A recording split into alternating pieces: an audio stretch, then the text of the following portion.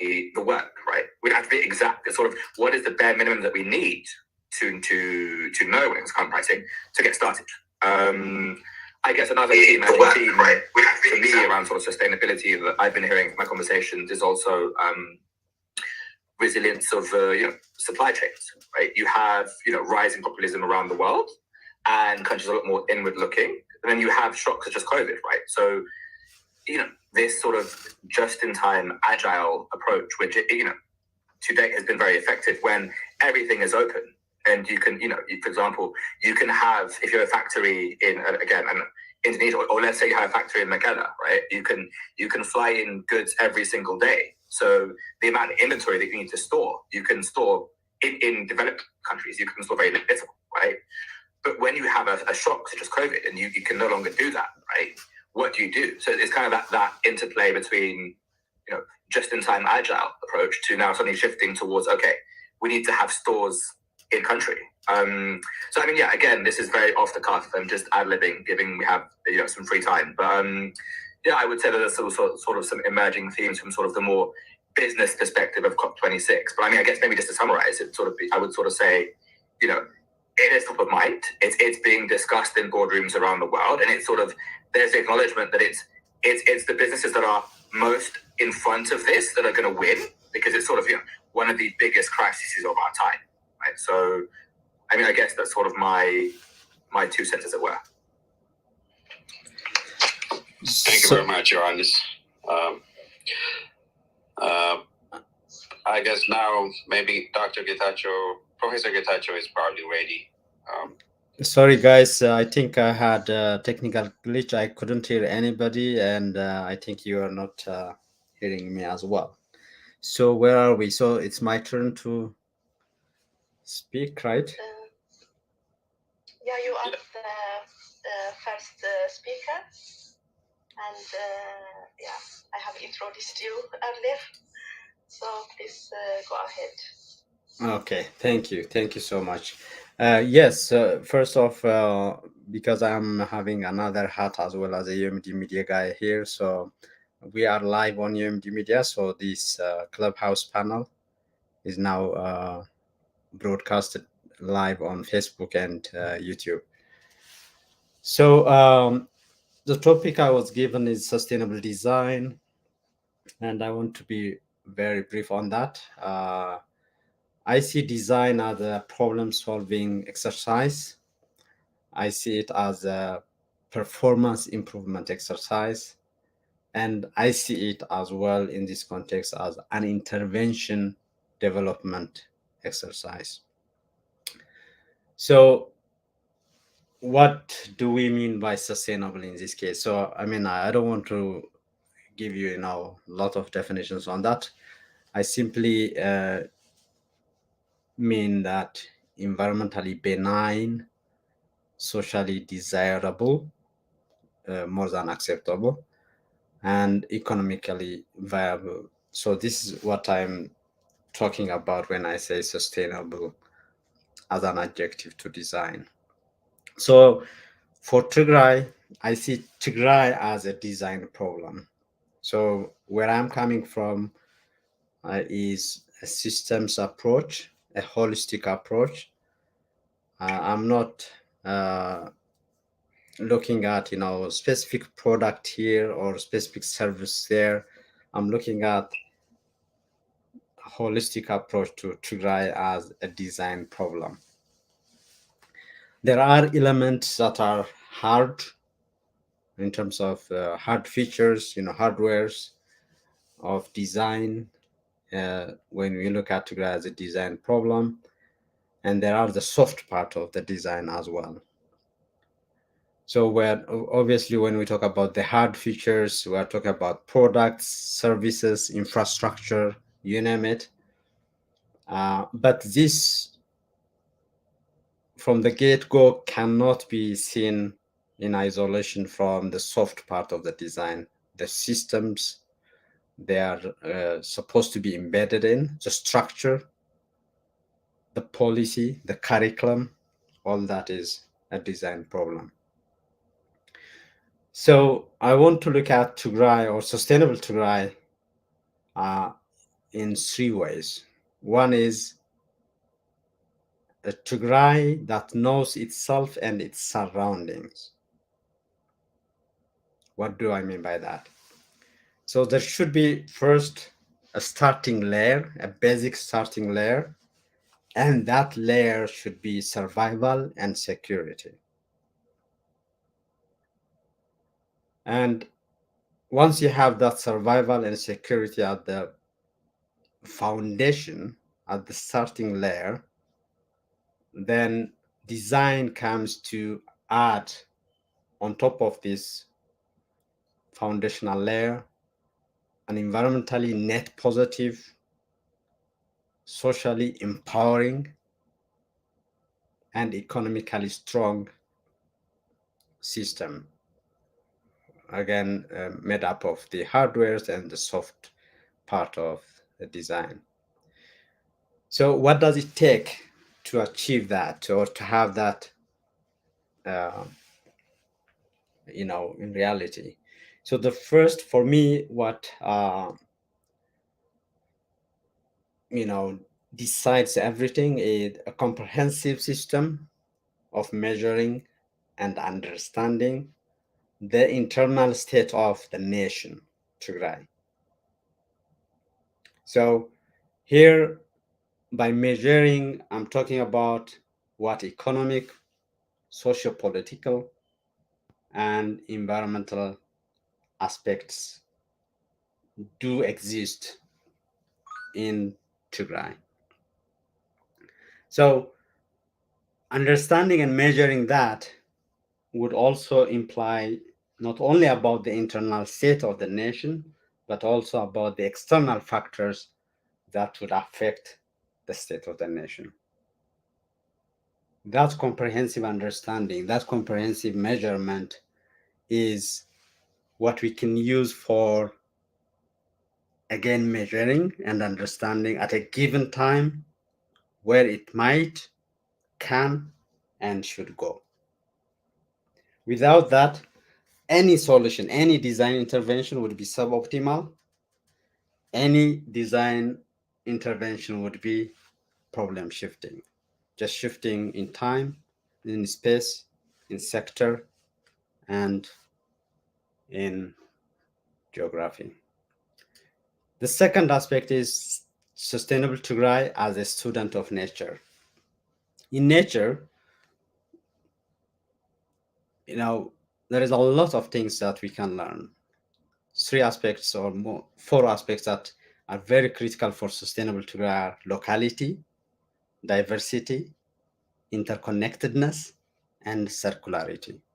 All these 4 features are what we find in local ecosystems, from a very small ecosystem that you have under a rock to the microbiota we have in our stomach. We have all that feature of locality. You supply with local resources, diversity. If there is any shock in microbiota, for example, if there is any shock from antibiotic administration, then that diversity leverages on in terms of sustaining at least a significant part of the function that was before the administration of this antibiotic. Interconnectedness, again, this functional exchange. When part of that ecosystem dies, the other sustains that function, is there as well. The circularity, so it's not a linear, unsustainable flow of resources and energy, rather a circular one that sees products coming back and forth in second, third, fourth, and life. Last, sustainable Tigray should be based on vetted development, consciously vetted development. I'm talking about any intervention, design or otherwise. And again, I'm talking about design in a broader sense: policy design, curriculum design, structure, system, product, services, should be vetted based on the following criteria, in my view. local relevance, services and products. So instead of looking at product ownership, product production, all that, service delivery. A good example could be, instead of having everyone to own a car or expect that, and create a problem for socially problem, economic problem, and environmental problem, you just give the service of mobility. For example, comfortable, clean, affordable, not to say free, bus services, for example. So focusing on the service and products, low material intensive products, services, low life cycle impact or risk services. For example, some people, they advocate for using solar lantern or torch or these, small gadgets that are powered by solar. Do we ask the question of what will happen at the end of life? Is Tigray ready to end of life management of these otherwise carcinogenic components in these solar powered gadgets? This is the kind of questions that we should ask in terms of vetting what to include or not. Low energy intensive products and services, obviously 100% should be the goal for local raw material inputs and services and so on. But many community level distributed systems instead of few central big systems. We heard today the bombing of Tagaroo Dam.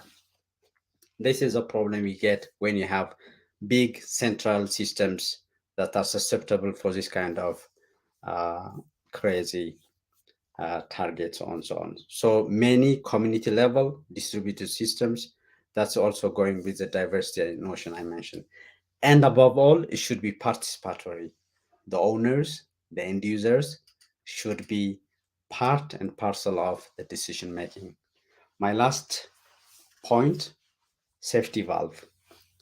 We have to have any sustainable community, including Tigray, should have a safety valve of looking at the vital signs of the health of the system, in this case Tigray, the social health, the economic health, and the environmental health, and develop an early warning systems. Can you imagine if we were to have an early warning system that could foresee in advance what has unleashed on Tigray since November 4, 2020? We could have avoided lives, livelihoods, and what have you. So developing that and connecting it to what I said as the basic layer of survival and security, and building on whatever I said in terms of sustainable Tigray would be possible to implement. Thank you. I hope I didn't take much more than what I was planning. That's it.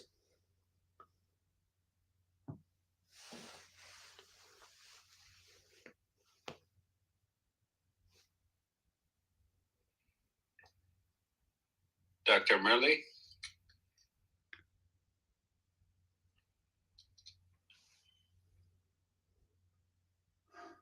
Yeah. Thank you very much, Professor Getachew, for the very interesting talk. You have actually used 5 minutes less, so yeah, we have 5 minutes. Before I introduce the next presenter, maybe for the question and answer section, would have been nice to tell us about when we talk about the environmental aspect of sustainability, what is the scope? Are we talking about only locally in Tigray, or do we need to bother about the regional and global? It would have been nice if you could tell us about the scope. So the next presenter is. So you want me to interject now, or for the next section, for the discussion section? Okay, thanks. Or how do you like to proceed? Yeah, because I have 5 minutes, so I have the right to use that. Okay, yeah. Very good point. In my the measuring and understanding dimension, I mentioned the internal state of Tigray, but a very important aspect of that comprehensive monitoring would be the external factors. Needless to say, a very critical element of these external factors is climate change. So you can argue that it's also internal, but given the scale and the scope and the magnitude of climate change and who contributes what, I can safely put it as an important element of the external factors.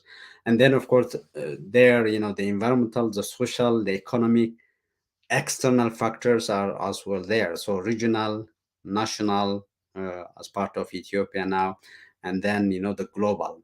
So there are many cases where we made, good traction, in different communities, only to be undone by external factors. So that's, a fact of life. So that's why the monitoring, the early warning system, the vital signs, all that should include both what's happening internally and externally. Any mitigation for that matter will also be depending on what could be done internally and externally. I see Professor Yakov commenting on live YouTube here.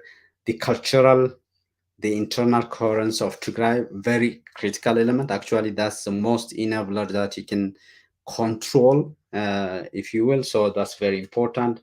And I see Doug also commenting on the early warning systems live on YouTube, that there was before the conflict started. So in a way, it was a little bit too late.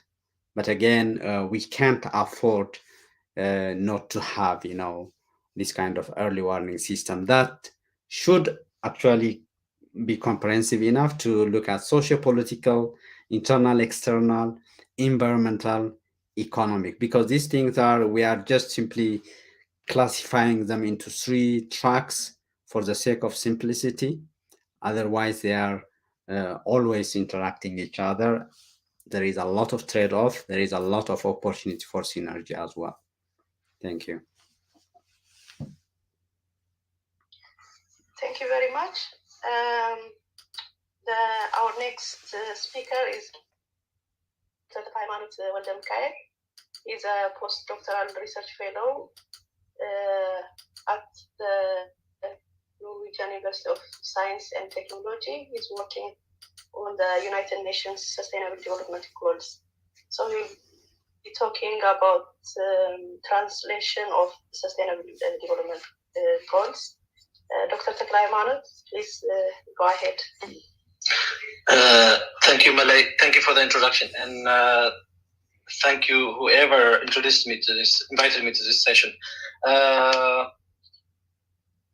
So my current project is on how the UN Sustainable Development Goals, or the SDGs, are translated into planning and practice in urban Western Europe context.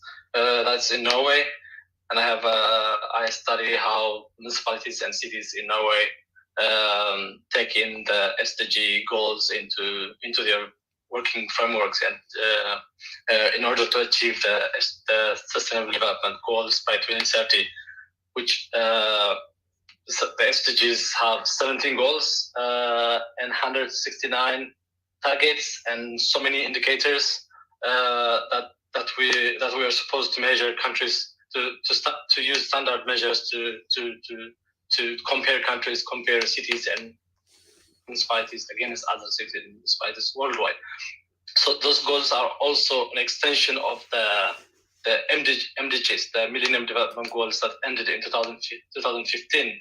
But the MDGs their focus was on the global south in the developing countries, and the focus was on addressing poverty-related basic challenge. Whereas the SDG is worldwide. It's a global agenda. It's worldwide. It also includes global north, urban Western Europe, Western world context as well. So as they also include the Western world or the developed world, they because of that, they are to a large degree vague. The goals are comprehensive and they are vague, and they are supposed to be shaped into the context where they are introduced into. So we have urban Western world, and then you have, I don't know, Congo, a village in Congo, which are supposed to follow the same kind of standard of measuring how they develop by 2030. So they include from, for example, zero poverty by 2030 to all kind of goals up to like cities and sustainable cities and communities and all that. And they also include all kind of goals, for example, from social, addressing social challenge to environmental and climate-related challenge. And they address the carbon emission and all kind of challenges that we face. So those goals are also based on the assumption that we have a normal world, a world where the only challenges are poverty, the challenges are related to normal anomalies in the system that we can fix, but they don't anticipate what may happen in terms of, for example, political disaster like we have now, or unanticipated natural disaster like pandemic that we encountered 2 years ago. In our case, for example, in Tigray, we have something that nobody has seen coming, and that has devastated the entire region's population and devastated the economy and everything that people depended on.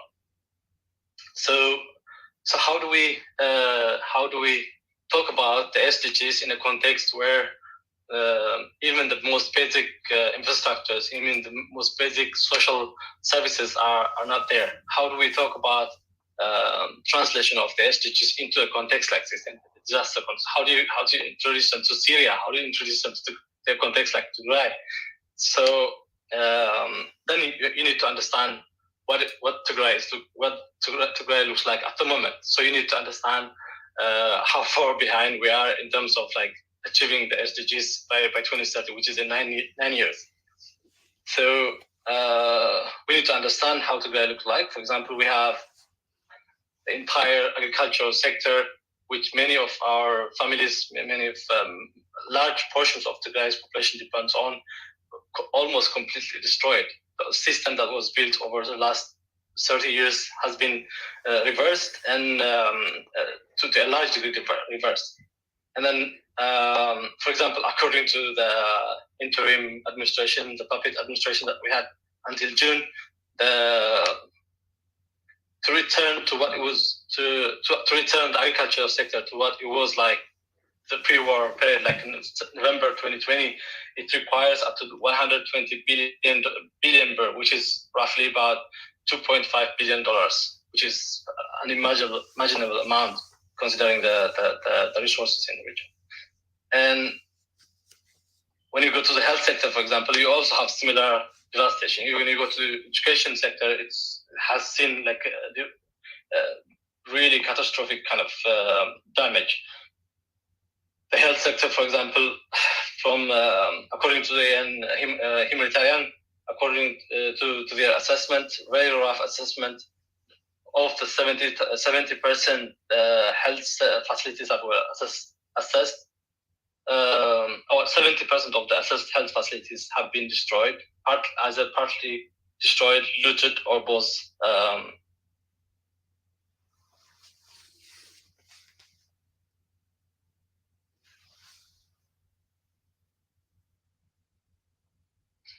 I think we lost Dr. Taklaimat.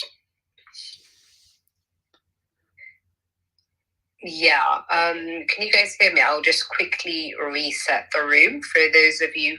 Can you hear me? We can hear you. Oh, wonderful. So for those of you that have joined us, today we are having an amazing session about rebuilding sustainable Tigray, hosted by UMD Media and TDRF. It's also giving Tuesdays So that means we have a wonderful program today. We'll have a Q&A much later on after our guest finish speaking, and then some entertainment and auction. So stay with us, and I'll just let Malay take over and introduce, he's back. So we will continue with Dr. Tigray. Go ahead.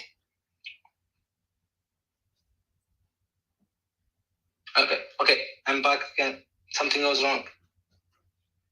Yeah, so the devastation in Tigray is it's catastrophic, and it goes for all sectors. Like, for example, the industrial factories, industrial sector of the region, like 70 to 80% of the industries, the factories in Tigray have either been systematically looted or destroyed or bought.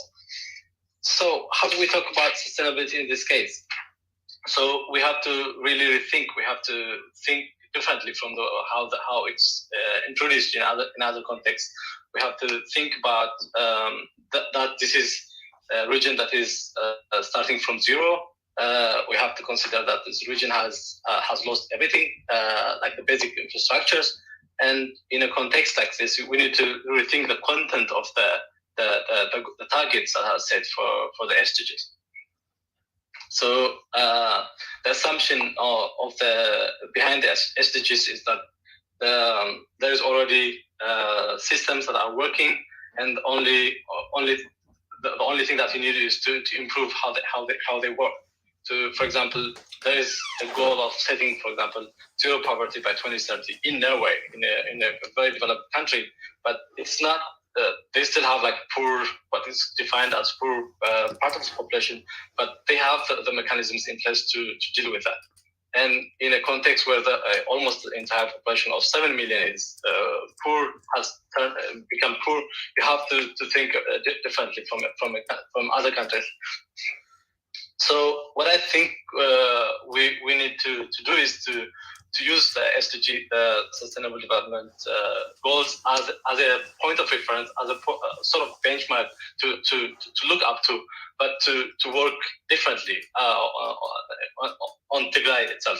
We have to think about to take the current crisis as an opportunity to start from zero. To start from zero means we have to do things differently. For example, addressing poverty doesn't necessarily mean that we have to invest in the same kind of things that we invested on before. Or addressing going for zero hunger doesn't necessarily mean that we have to only invest in sectors that the previous government invested on, or the previous administration invested on. We have to invest on sectors that have proven right in other countries, and we have that possibility because they have 7 million population, almost like entirely displaced, not necessarily displaced from their farms and homes, but displaced in terms of the way their production system has been destroyed. And we have all the factory workers, all the people that depended on factories now out of jobs. We have all kind of people that are out of jobs. So we have to think of different ways of engaging this population, getting this population back to work. So do we do that by investing in small-scale agriculture as we did before, or do we invest in what for example IFART was doing in Tigray, like investing in big mega industries which are limited in terms of geographical distribution? Do we devise a different system where we distribute possibilities for employment elsewhere, or do we just invest in similar kind of investments as we did before? So we have a possibility of thinking about that because we are starting from zero. But also a lot of the points that I was thinking to bring up here were presented by Getachew before me, who also presented like when we designed the rebuilding of Tigray, we need to think about the context, the geopolitical, geographical context where we are. That war is, for example, almost an escapable situation we are in. We never know if this is the end of like our warring history, or if we will get more of this kind of situations that we face now. So development in Tigray has to take those kind of situations into consideration. But also, I share, I think, in Professor Jacob's point that we need sort of cultural transformation. It's not necessary that we move into really totally capitalist, liberal kind of economic system. We have to devise a system that considers that takes into consideration the geopolitical position we are in. For example, every Tigrayan, from poor to rich, from like low income to millionaires and billionaires, now realize that it's necessary that the society has its own systems of coping with situations that we face. For example, I like just give an example. We have Abadi Afro. I think it's a rich guy in Mekelle, and another person just living in the neighborhood who earned working as a daily laborer in a construction company. They both now face famine, like literally. Like the rich guy, if he hasn't by any chance withdrawn money from his bank account before the bank closed, he faces the same crisis as everyone else. Millionaires are facing the same crisis as everyone else. So this should put everyone into the realization that we are not going to succeed by just investing on individuals or by allowing individuals to get rich and the rest of society to stay in low income. So what that means is that we, for example, invest in a very decentralized ways of all our investments have to be in a very decentralized system. We have to find this system that enables everyone to benefit from the system. We have to make sure that we have people. We don't have people who take everything away from the rest of the population, and so this also plays into the goals that are set by the global multilateral organizations like the UN, where reducing inequality is taken as a goal. When it comes to other goals, we also have possibility to rethink about how we think about the relation between like the gender relations, like men and women. We now face. I mean, of course, Tigray has a history of men and women fighting together for equality, for securing rights, for protecting their people, but that hasn't the effect of that, the outcome of that struggle from the 1980s hasn't materialized, and women haven't benefited enough from the struggle, and now we have a time to reconsider that. So we have to think about all those possibilities that we have that come with the crisis that we face at the moment, to think about and to invest in a different way. Yeah, I think that's what I would say for now. And I would, like basically this is just to see if there are points that we can discuss about, and we can bring up further, and we can have a chat. Thank you. Thank you very much, Dr. Haymanot. And I'm sorry for like something happened. I don't know. In the middle. So good technology.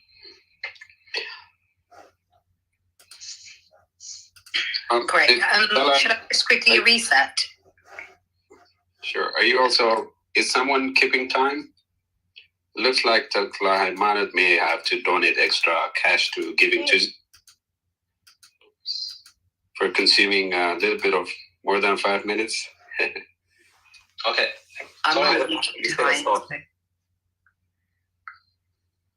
Right, let me just quickly reset. Good evening for those of you in Europe. I think most of us are, maybe not the audience. Good evening, good afternoon, good morning, wherever you are.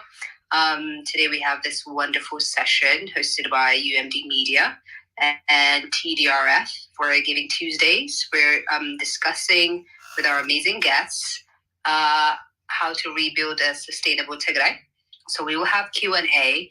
For those of you that are raising your hands, we're not ignoring them. We'll just have a session later on, so you can ask your questions. And then we will also have entertainment and auction. Obviously, we are raising funds for a TDRF fund. If you actually go on Twitter as well, give them a follow, and you'll get all the information that you need. I'll just pass it on to Malay, introduce the next guest.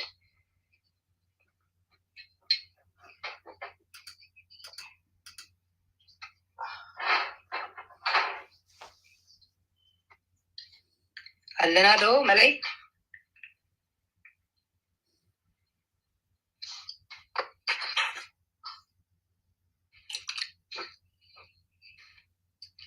To Taglai Manut, you have used your time efficiently. Our next speaker is Dr. Waini Tasalma. She's an active board member of Health Professionals Network for Tigray, and she will be speaking related to sustainability. Go ahead, Dr. Waini. Oh, thank you. Can you guys hear me? Yes, Dr. Waini, we can hear you. Okay, thank you. I will start with the status of the health sector in Tigray. I will go step by step to address the points that were given to me. Some of you may not know this, but Tigray actually had an exemplary health system, one of the best in the country. And there is plenty of evidence to show this. Let me mention a few indicators now. In 2019, 74% of the children of Tigray had received all of their vaccinations. The corresponding national figure coverage for Ethiopia was only 43%. Also, using child mortality rates as an indicator, neonatal, infant, under 5 mortality rates. Also, using child mortality rates as an indicator. This shows that more and more children born in Tigray had improved chance of survival. Another indicator is women's health. In 2019, 80% of women had access to skilled delivery. And as mothers in Tigray continue to have easy access to services, it results in continuous reduction of maternal mortality. There are many other indicators, positive indicators for tuberculosis, malaria, HIV, and other chronic diseases. But how about now? We all know war is an enemy of public health. Even in the types of war in which fighting groups take precautions to spare civilians and services, wars in which fighters obey international laws that govern humanity. Even then, during any kind of war and conflict, available resources will be directed to support the war instead of maintaining social and economic needs of the society. The health system itself becomes among the first victims of war due to the reduction of resources. And at the same time, there will be an increased burden on the healthcare. Already established resources like hospital beds, medicines, emergency rooms, surgical services will be overloaded with casualties from the war. Also, quite often, civilians that are caught in a war zone suffer from a long-lasting physical as well as psychological trauma that needs medical attention. This causes further strain on the health system. The war on Tigray has all these consequences, but it's a lot worse. It's genocidal in nature. The Ethiopian and the Eritrean military and the Amhara militia committed massive atrocities, creating a wave of physical and emotional wounds across Tigray. At the same time, the Ethiopian military, Eritrean soldiers, and Amhara militia deliberately targeted the health system in Tigray. They intentionally destroyed most of it. Once exemplary, the health system in Tigray has now collapsed. Now, let me say a few words about that collapsed system. Back in February, Health Professionals Network for Tigray received needs assessment data from the Tigray Regional Health Bureau. That report helped us understand the status of the health services, the extent of the damage, and it gave us a clearer picture what the Tigray health services looked like before the war. So before the war, there were a total of 47 hospitals, 233 health centers, and close to 800 health posts in Tigray. But based on a survey from June, a recent study published in the British Medical Journal by Gustavo and their colleagues, they reported only 30% of surveyed hospitals, only 18 of the health centers, 18%, and none of the health posts are currently functional. You might have also heard reports of looted ambulances carrying looted staff across the border to Eritrea. Right now, there are only 31 functional ambulances in Tigray. 238 were destroyed or looted. Before the war, 269 ambulances provided services to about 250,000 people. Most of the services were given to laboring mothers, including to mothers in the border regions of Amhara and Afar. Tigray was also home to an increasing number of skilled workforce, ranging from health extension workers, who are rightfully called the backbone of the health system, to specialized physicians. The size of the workforce before the war was close to 20,000. Perhaps the most important indicator is the health workforce to population ratio, health worker to population ratio. They meet the ratio recommended by the WHO as a minimum guidance for healthcare quality. But after the war, again, from the needs assessment data, we learn about 2,000 health workers were registered as IDPs in IDP centers. And the study by Gustavo and colleagues I mentioned earlier showed more than 50%, which means about 10,000 of the health workers are not reporting to their work sites because of the war, displacement, and any other reasons that we are not aware of, that we don't know in details. Other data on healthcare collapse includes before the war, health facilities had access to supply chain management and vaccines. None of that is anymore there. EFSA, the Ethiopian Pharmaceutical Agency, around February, they covered only 23% of health facilities. Now they stopped. Computers, medical equipment, medicines are looted or destroyed. Health information data management does not exist anymore.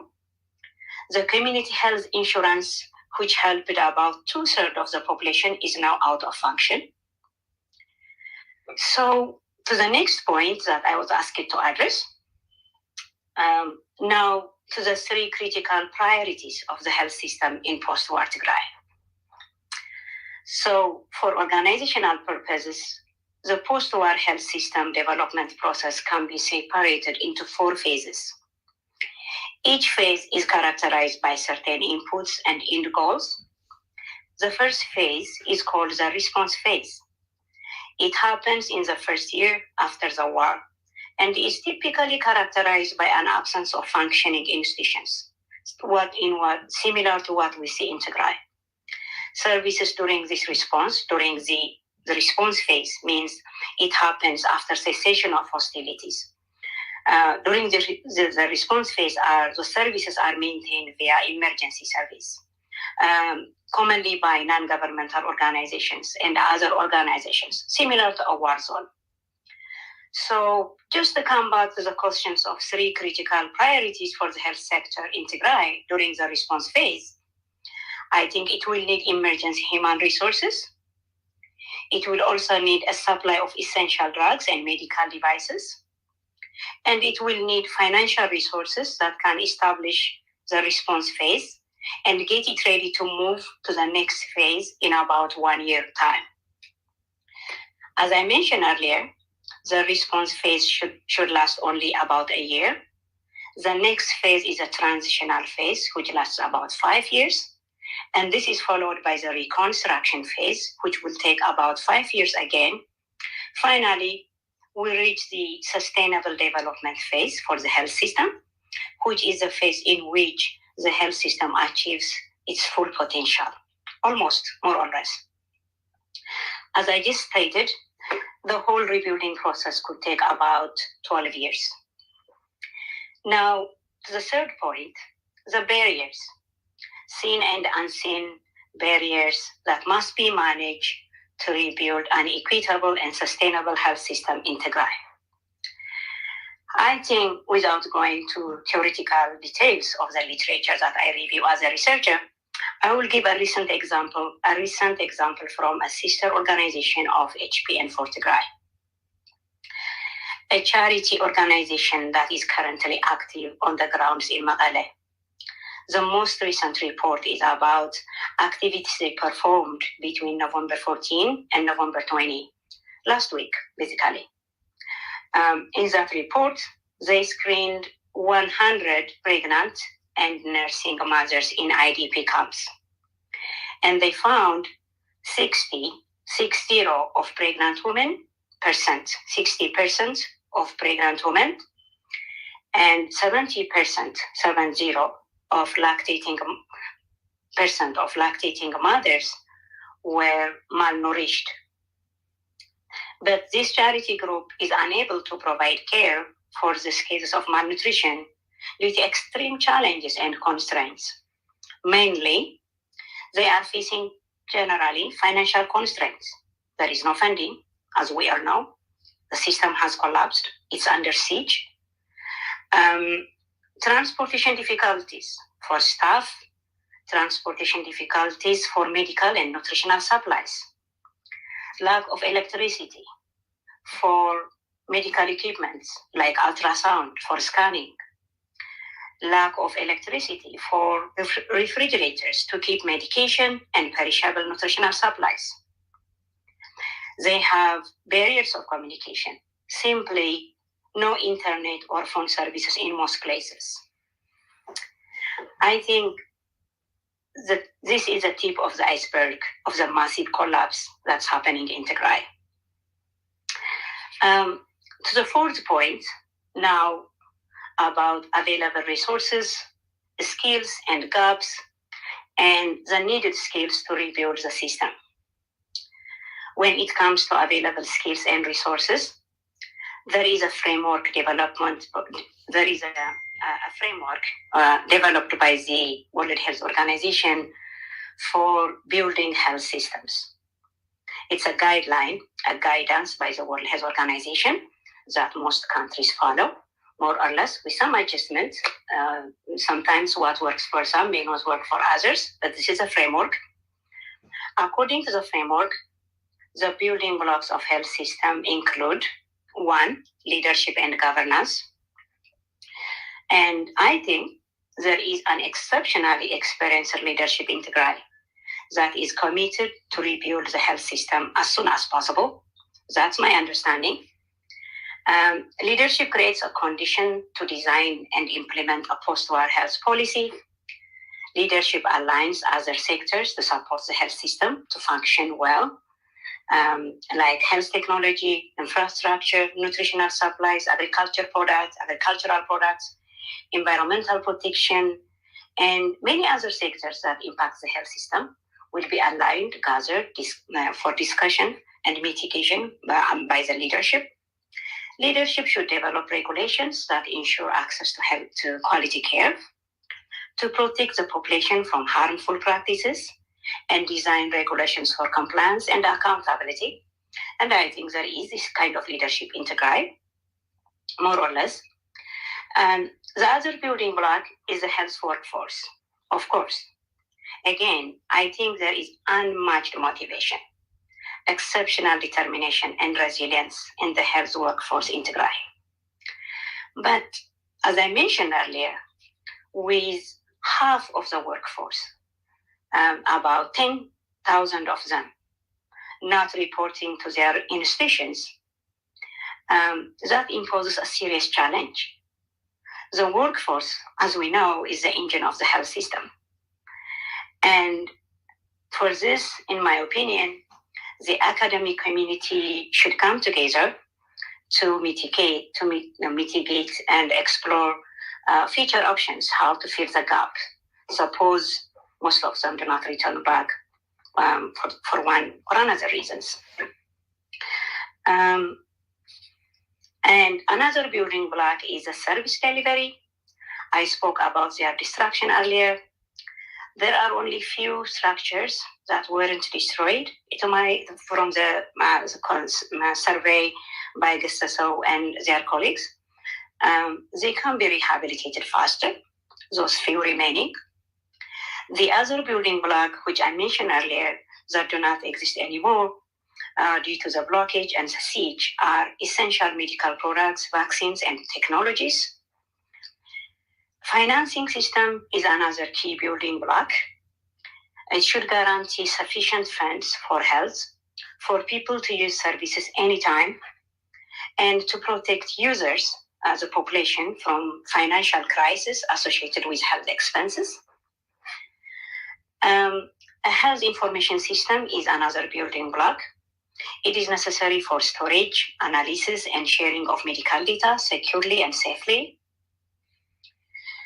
Now, to the final point, to address to the point, how might Tagaroo diaspora remain engaged and prepared to support rebuilding Tigray when circumstances change? I think what we are doing right now at this hour, coming together, sharing information should be considered as a step forward. And thank you for the team at Tagaroo Disaster Relief Fund for creating this opportunity today. I'm grateful. And based on my experience, I can just add a few points that HPN for Tigray was established in November 2020, a year ago, as a response to the humanitarian and public health crisis caused by the war on Tigray. We are about 200 volunteer members from diverse professional background, professionals in management, finance, human resource, IT specialists, lawyers, public health researchers like myself, clinicians, and students, to mention a few. So we work in different teams based on our skills, interest, and availability. We spend time discussing, brainstorming, sometimes weeping. It's been hard on us, Tagaroo. We support each other, and we made progress for what we stand for. We have higher standards. We aim to go further in our goals. But so far, HPN for Tigray raises funds that help us sending medical and nutritional supplies to Tigray, water filters again to Tigray, and some supplies to refugee camps in Sudan. The wellness and education center that HPN for Tigray built in collaboration with a sister organization at a refugee camp in Sudan will be used to provide preventive and some clinical services. A portion of the building will be used as an education center for children that are forgotten because of their moving away from their schools from Tigray as a refugee children.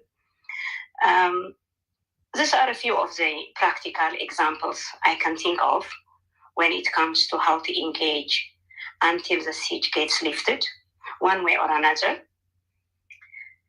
I think I'm done with the bullet points I needed to address today. Thank you for your attention. And again, thank you for having me today. Moderators, please take it from here. Thank you. Thank you very much, Dr. Waini, for the detailed information about the health system in Tigray, pre-war and after war, and the necessary requirements to building the restoring and building the health system in Tigray. Thank you very much. Thank you. Our next presenter is Emnet Nagash, and he's a PhD candidate at Ghent University, Belgium. He's an expert in farming systems, hydrology, and climate related.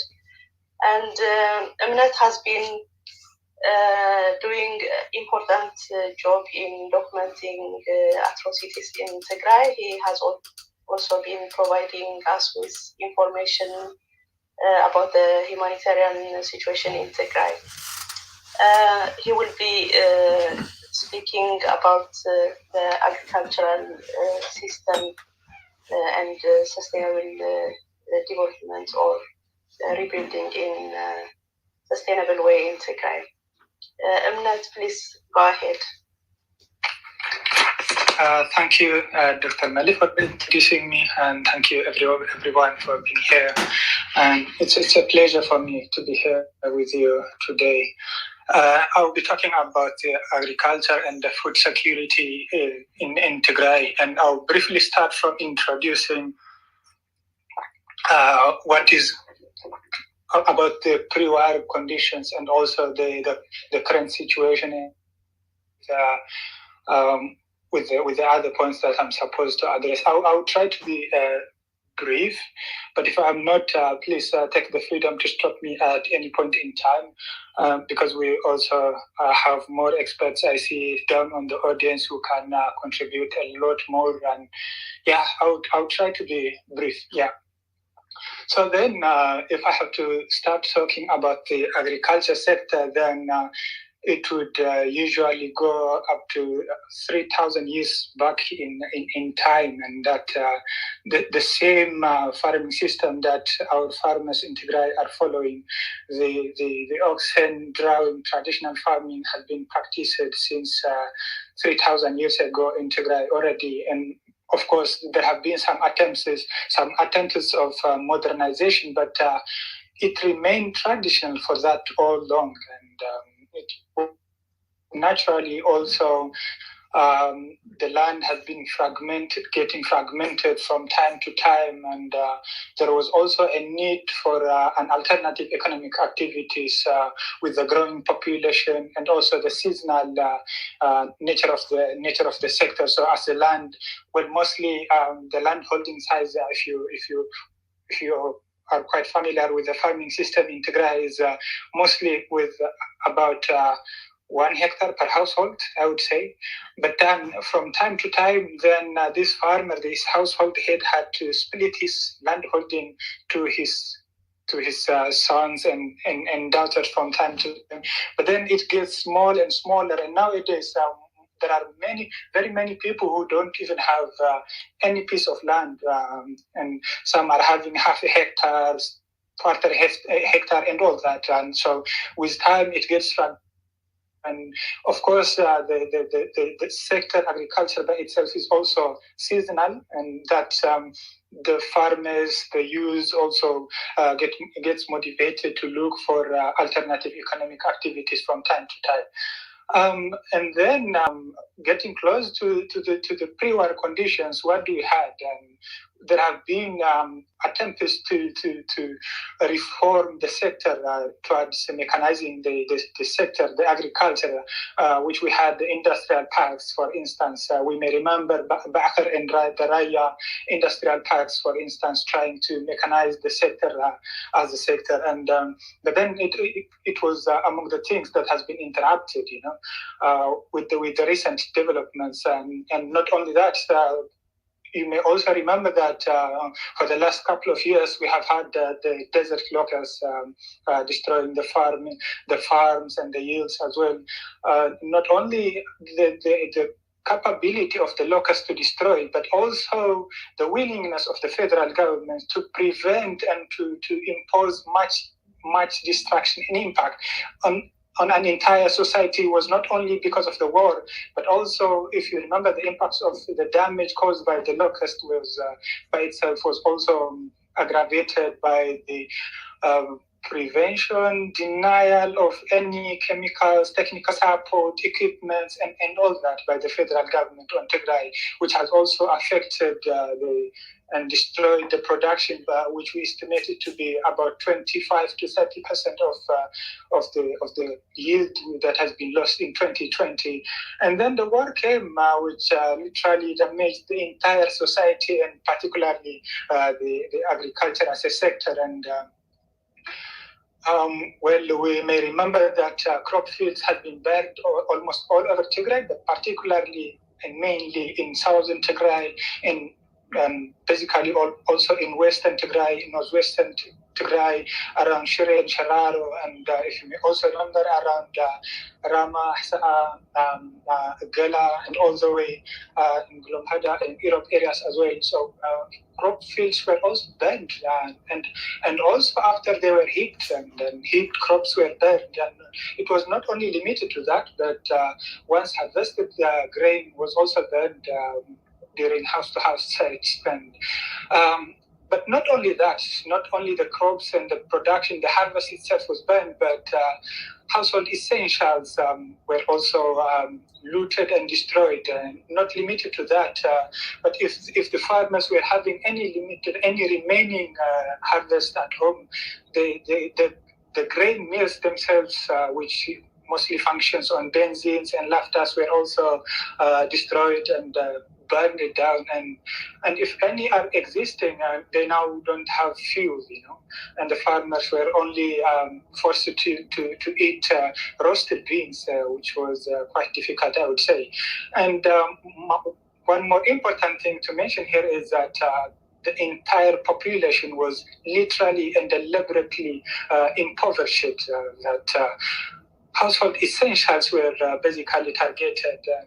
At some points, when we noticed that, especially the Eritrean soldiers targeting donkey plastic water containers, which we call them jerrycans, were targeted for looting. We thought, why are these guys obsessed towards jerrycans and donkeys? Which we did not give it enough attention. But in my view, it was a deliberate attempt to impoverish the society by taking the most essential household equipments. How would a society function without a donkey and plastic water bottles, these water pots? How would they fetch water from these spring waters, which are mostly located down the hill, while most of our population is living in the hilltops? The residents of our population, most of our population live in hilltops, in highlands. But in most cases in Tigray, if you remember, mentioning, for instance, the drinking water sources are down the hill, and in some cases they will have to travel for kilometers, which also takes them hours. But then when they don't have these plastic water pots, the jerry cans and the donkeys, how are they going to transport it? Not only the water, but also food and every equipment they would need. So Tigray's topography is also, as we all know it, we have much rugged topography without road access, which is difficult to even to access it by foot, let alone carrying something to transport. And that was a deliberate attempt, I would say. And of course, the destruction and the looting was not only limited to urban areas, but mostly the target was the farming community. The farmers are entirely and essentially impoverished at household level, in my view. And but then, even if, as I said earlier, even if the sector agriculture is seasonal and it's again labor intensive, and that now that most of the labor has gone, the labor force has now gone fighting, and that of course, we have reports of tens of thousands killed, civilians killed, and that most of these people who have been killed also happen to be farmers, and that we are also running out of this labor force. Now that we are on harvest season, I'm afraid would not have enough the limited production we would have. Having said this about the farming community, for instance, I would also love to mention a few things about the urban community, for instance.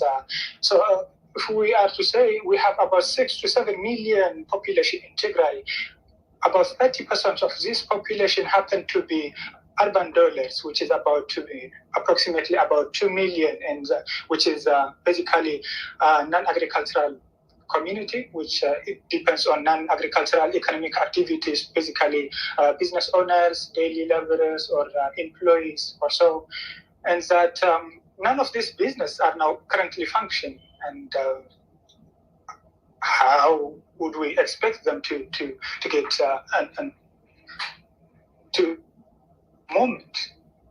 And then again, if we have to mention, for instance, the government employees, we have estimates of about 130,000 employees, government, or maybe the employees within Tigray in general.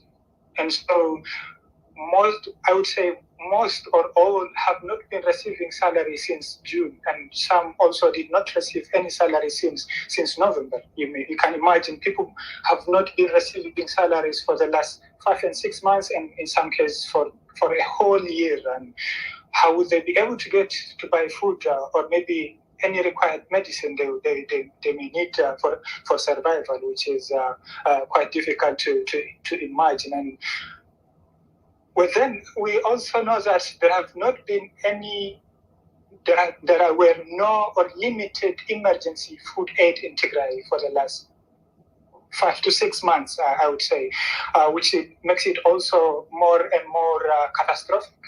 And I'm afraid that the number of people dying from starvation is by far more than the civilians that has been killed by the military. So then, we have this very conservative estimates by the UN that we have about 400,000 people living under famine, food security conditions already since June. And this comes under on condition that this would get one level worse if the intended food aid is not reaching. And by the intended food aid, we are referring to the 100 trucks per day, and which has not been happening for the last sub-months of I would say 5-6 months, I would say. And the estimates were made by June already. So what does that mean? If the food aid was not reaching, then it means people who were already on emergency situation would go into famine situation, and those 400,000 would go die, and there's nothing beyond famine situation. Well, let's be more conservative than the UN again. Of course, people would survive eating some leaves, cactus, and of course, we also know that our people are very much resilient and innovative enough. And if they might have been surviving, what does this number mean, for instance? And by 400,000 people living under 5, and we are referring to with 2 people dying per 10,000 population, we are referring to 420 dying daily. That is a very conservative estimate. That is again since June. And how long have we come up since June? It has been 5 months, if I'm not wrong. And then if you multiply this, and then it would mean about 60,000 people might have died in the last 5 months alone, which is quite terrible.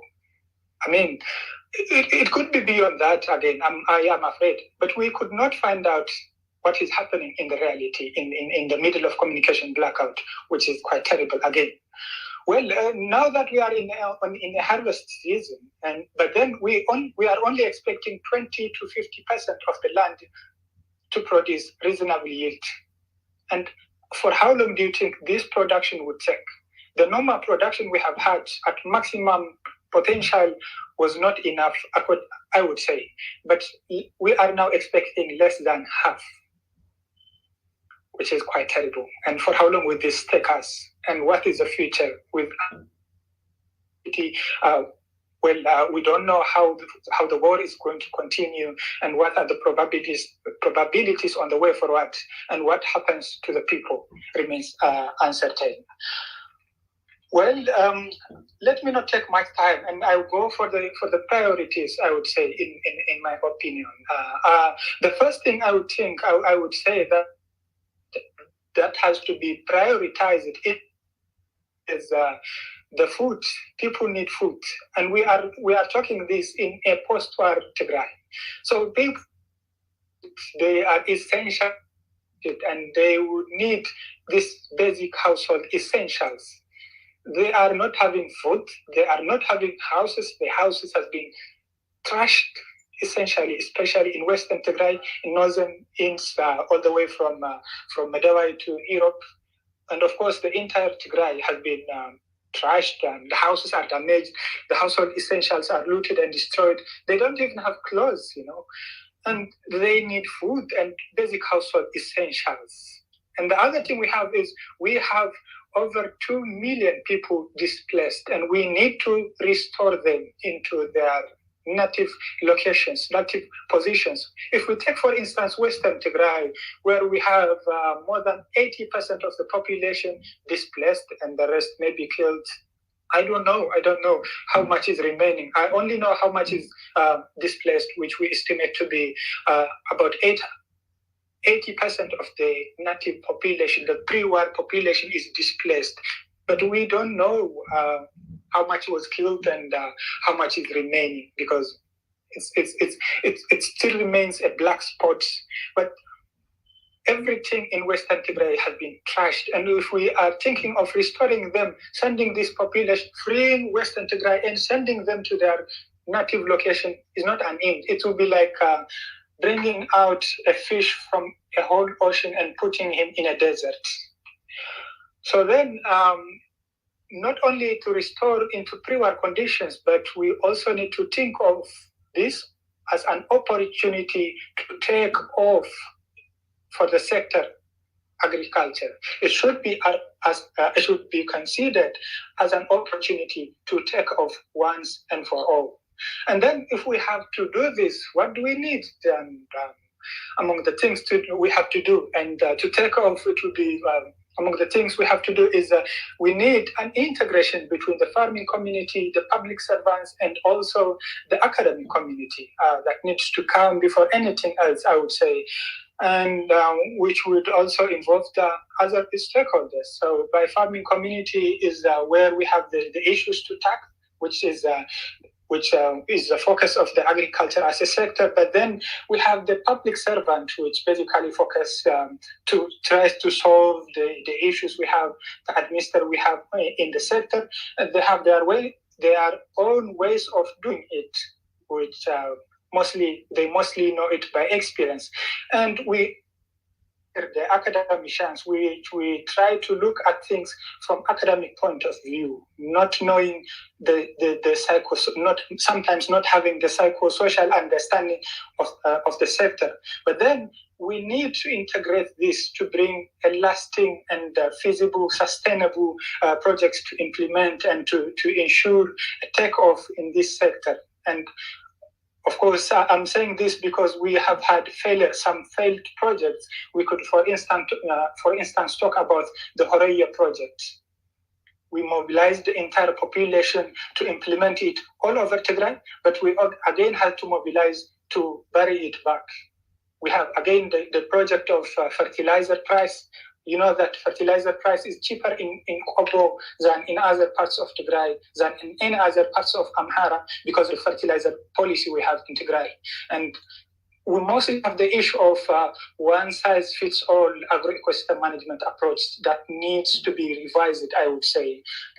And then if we have to ensure this, we need an integration between the farming community, the public servants, the bureaus, the bureaucratic community, and the academic community in this case. And this should not aim at restoring to the pre-war conditions, but then it should be considered as an opportunity to take off in the sector. I would want to underline this point. And I think I'm taking my time, and again, I'll go to the barriers, the seen and unforeseen barriers that we have.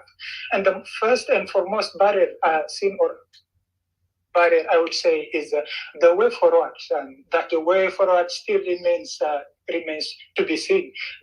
We don't know what is the future, how the conflict itself would progress and how it would end. If we think that the war has ended already, we don't know how the state itself, the post-war Ethiopia, would react into the needs, the interest of Tigray, the agricultural community we have, and how the state would react, how the international community would react, and that would essentially affect our agricultural policy and also our intentions to work on in restoring and rebuilding the sector agriculture. And the second thing I would mention is the logistic and the finance. Like I said earlier, that let alone as a society and as a government, that the people have been essentially impoverished, and at household level, this would demand a lot of logistics and finance, and that is going to be a limitation and a barrier, I would say,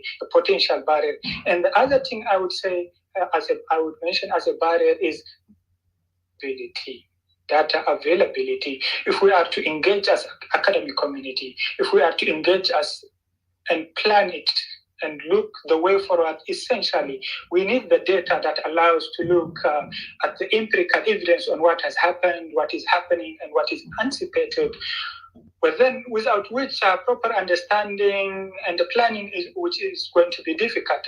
Not only the agriculture as a sector, but Tigray is also generally known to lack a proper database of almost anything and everything, I would say.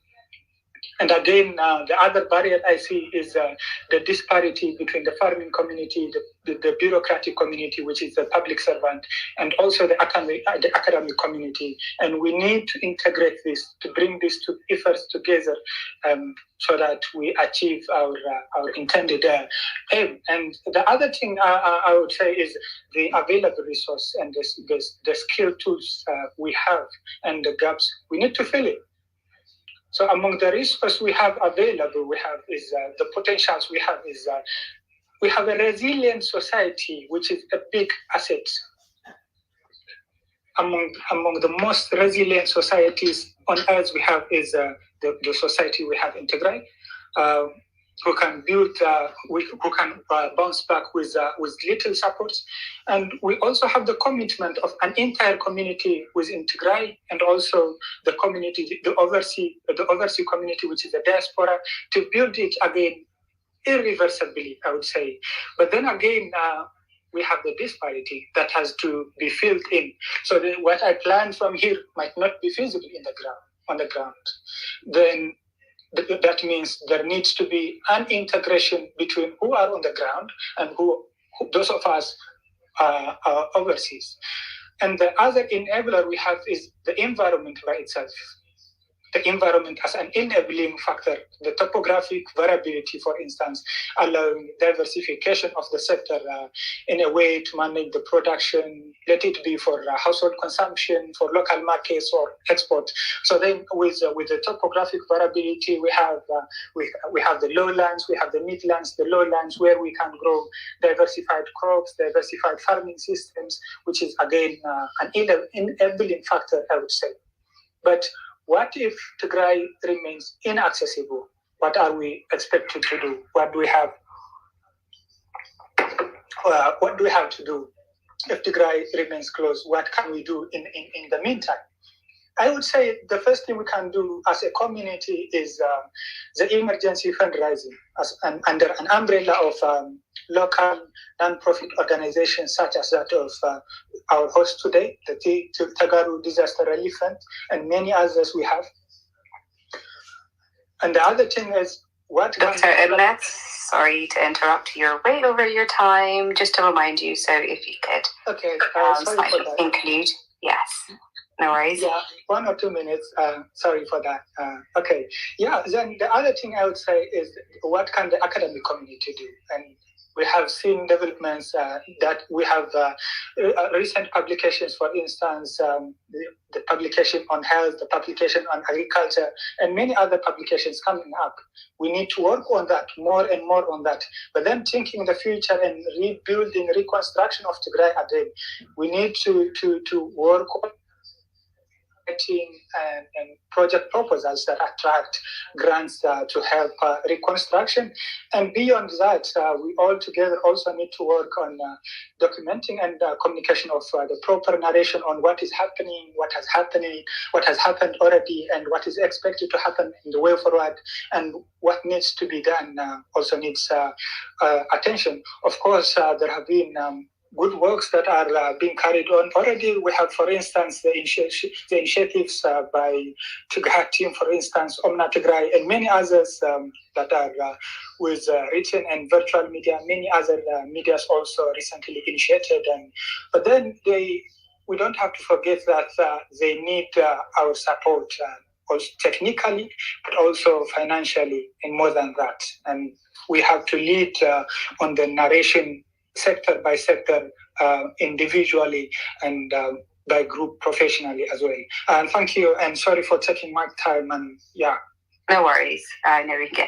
I'd like to appreciate the fact that you mentioned Europe twice as an advocate for the minority. I've noticed that. Malay, go ahead. I think Kasanet wants to go next. If you can introduce Kasanet.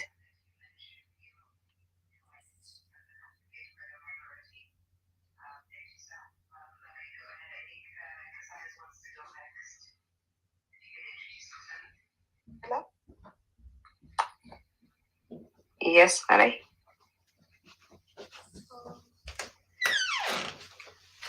Okay. We can't hear you. Hello? We can hear you, Malay. Continue.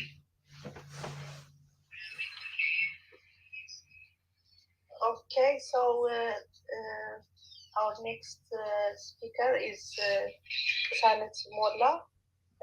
She is the founder of Tigray Hub and Damat. She's a special engineer, and she will be talking about social enterprise. Sorry, in the schedule it was supposed to be Mahrat. I was prepared to introduce Mahrat. Sorry. Go ahead, Kasanet. Actually, we can go with the schedule. Maybe yeah, sure. Actually, I think Mahret asked to do. Yes. To go second to the last. She asked. Just so if you could go. Yeah, definitely, sure. Hi everyone. So thanks for having me here. And Salami, I think it's first time me hearing you. You have a beautiful voice, by the way. Also,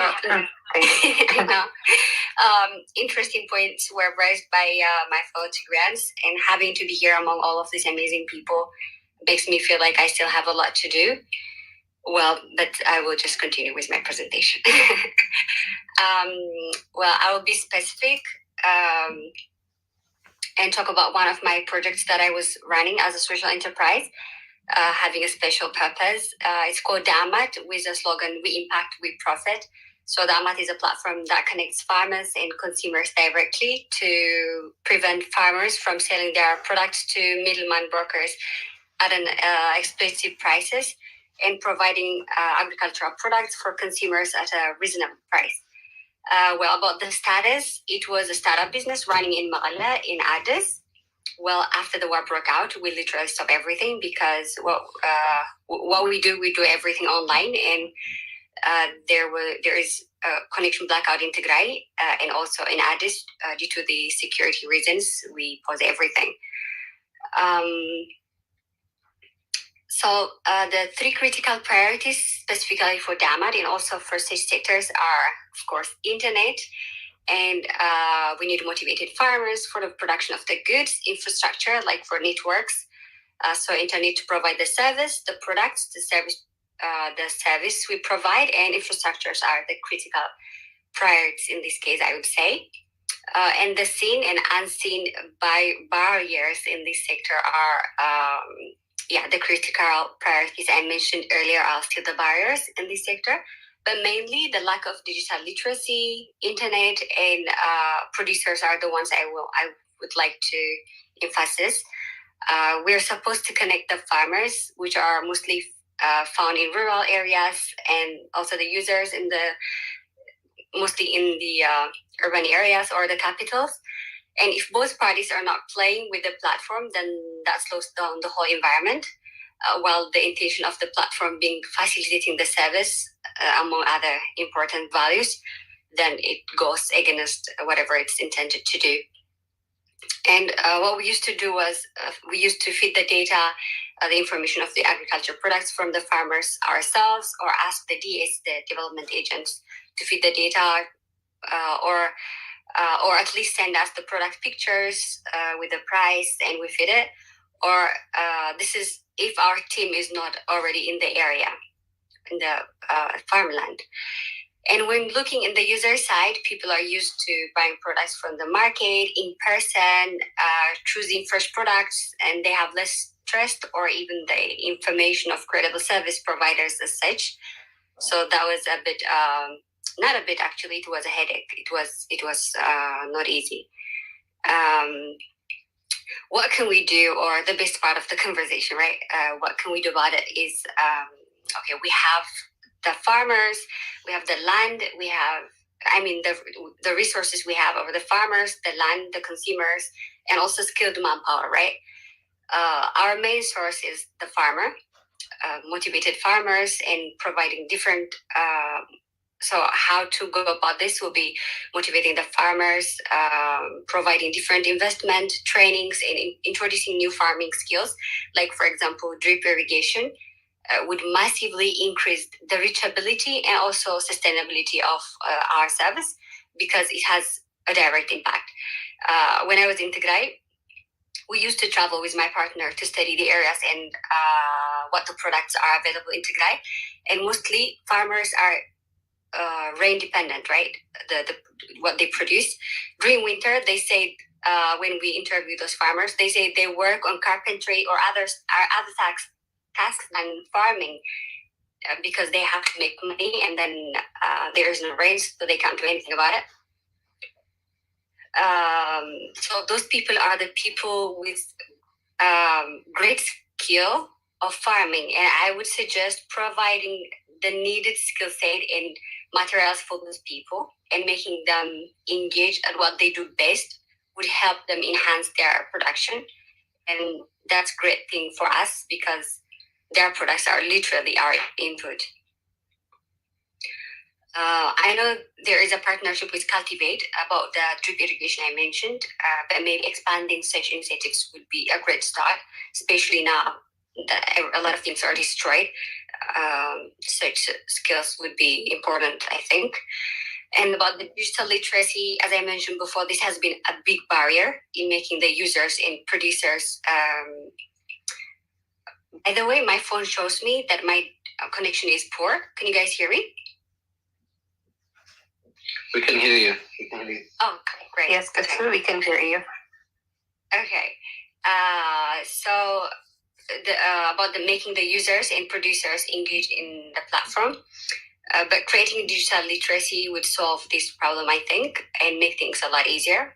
And this can happen using extensive promotion, and providing internet would also facilitate the job, I think. I speak very fast, but I think that will also help us to compensate all the time that we have been, So to how Tagaroo diasporas remain engaged, I think we have different ways of engaging. I can talk about Tigray Hub here as an example. I started Tigray Hub as a way to transfer what I know on the entrepreneurship area, to connect people with ideas and people that are interested in investing. But it was just a side project, like I was working on the top of the AMA at school and other extra curriculums I used to take at school. But later on, after Tigray War, my partner joined me, in Tigray Hub, and we started this global campaign in call for action, right, aiming to raise the awareness about the war and human rights violation committed against the people of Tigray. And later on, so many amazing people and brilliant Tigrayans, including Dr. Mathani, joined us, and we are working on different sectors in addition to the campaigns. Like we're still structuring different projects, of course, but we are working on bringing people together with people with different skills and assign them based on different thematic areas that they are comfortable with, and also their profession. For example, we have teams of food security, health. You might have noticed a team called Nasabawan. They're part of our health team. Technology, entrepreneurship, mostly led by Dr. Mathani. Education, tourism, you probably have seen Ancient Tigray, that's also a part of our project. Lawyers and different projects. And we do this by collaboration, multidisciplinary approaches, volunteerism, etc. So Tagaroo diasporas can, I think, engage by engaging in such civil service initiatives like a lot of people have been mentioning, including Dr. Waini, by creating anything that we think we can provide for Tigray, by networking, by resource mobilization, and if you are impact venture capital firm, then by investing to potential projects and social enterprises that can help to rebuild Tigray. And if you have no idea where to start, again, reaching out to one of the active civil service initiatives or advocacy group could be a good start. I think using those methods, we can all be part of the rebuild and equitable building an equitable, sustainable Tigray. This is just a sample of a project I did as an entrepreneur and who have been involved in social enterprise projects. I would say when thinking of working on social enterprise, the projects we are intending to work should keep in mind the involvement of the community. This was mentioned by Professor Getachew. I really emphasize that. If we're planning for a sustainable project, then the solution or the intervention that we come up with should be sound and compatible with the people or the target community, right? This doesn't mean we can't be innovative or creative, but we should always keep in mind the stakeholders and assess the people that we're working for, right? And it's all about changing the problems into opportunities, right? And sometimes the journey might not be as easy because we have seen that when working that much, even to get a license has been a hassle. And also the goal of the project depends on the type of the measures that we usually measure. So I would say don't you dare quit, because it will definitely pay off. And finally, before I say thank you, I would love to say, because I promised to myself, I will say this whenever I get a chance, let's please promote and entertain diverse and free flow of ideas. Thank you very much. Thank you very much, Kasanet. Wow, thank you for the interesting talk. And young entrepreneurs like yourself is what Tigray needs now. Thank you very much. Malay, before you continue, can I just quickly reset? Yeah, please. Yeah. Amazing. Thank you everyone for joining us. Good evening, good morning, good afternoon, wherever you are. Today we are discussing on the Tigray data, hosted by UM Media, collaboration. Sorry, it's quite hard to hear you. Hey, sorry. You're a bit far from the mic. Just want to. You hear me now? Much better, yes. All right. Sorry about that. Just saying that we are today's Giving Tuesdays, hosted by UMD Media and TDRF Funds. We're discussing with our amazing guests on how to rebuild Tigray sustainably. We have great question and answer session after this. Also auction and entertainment to follow.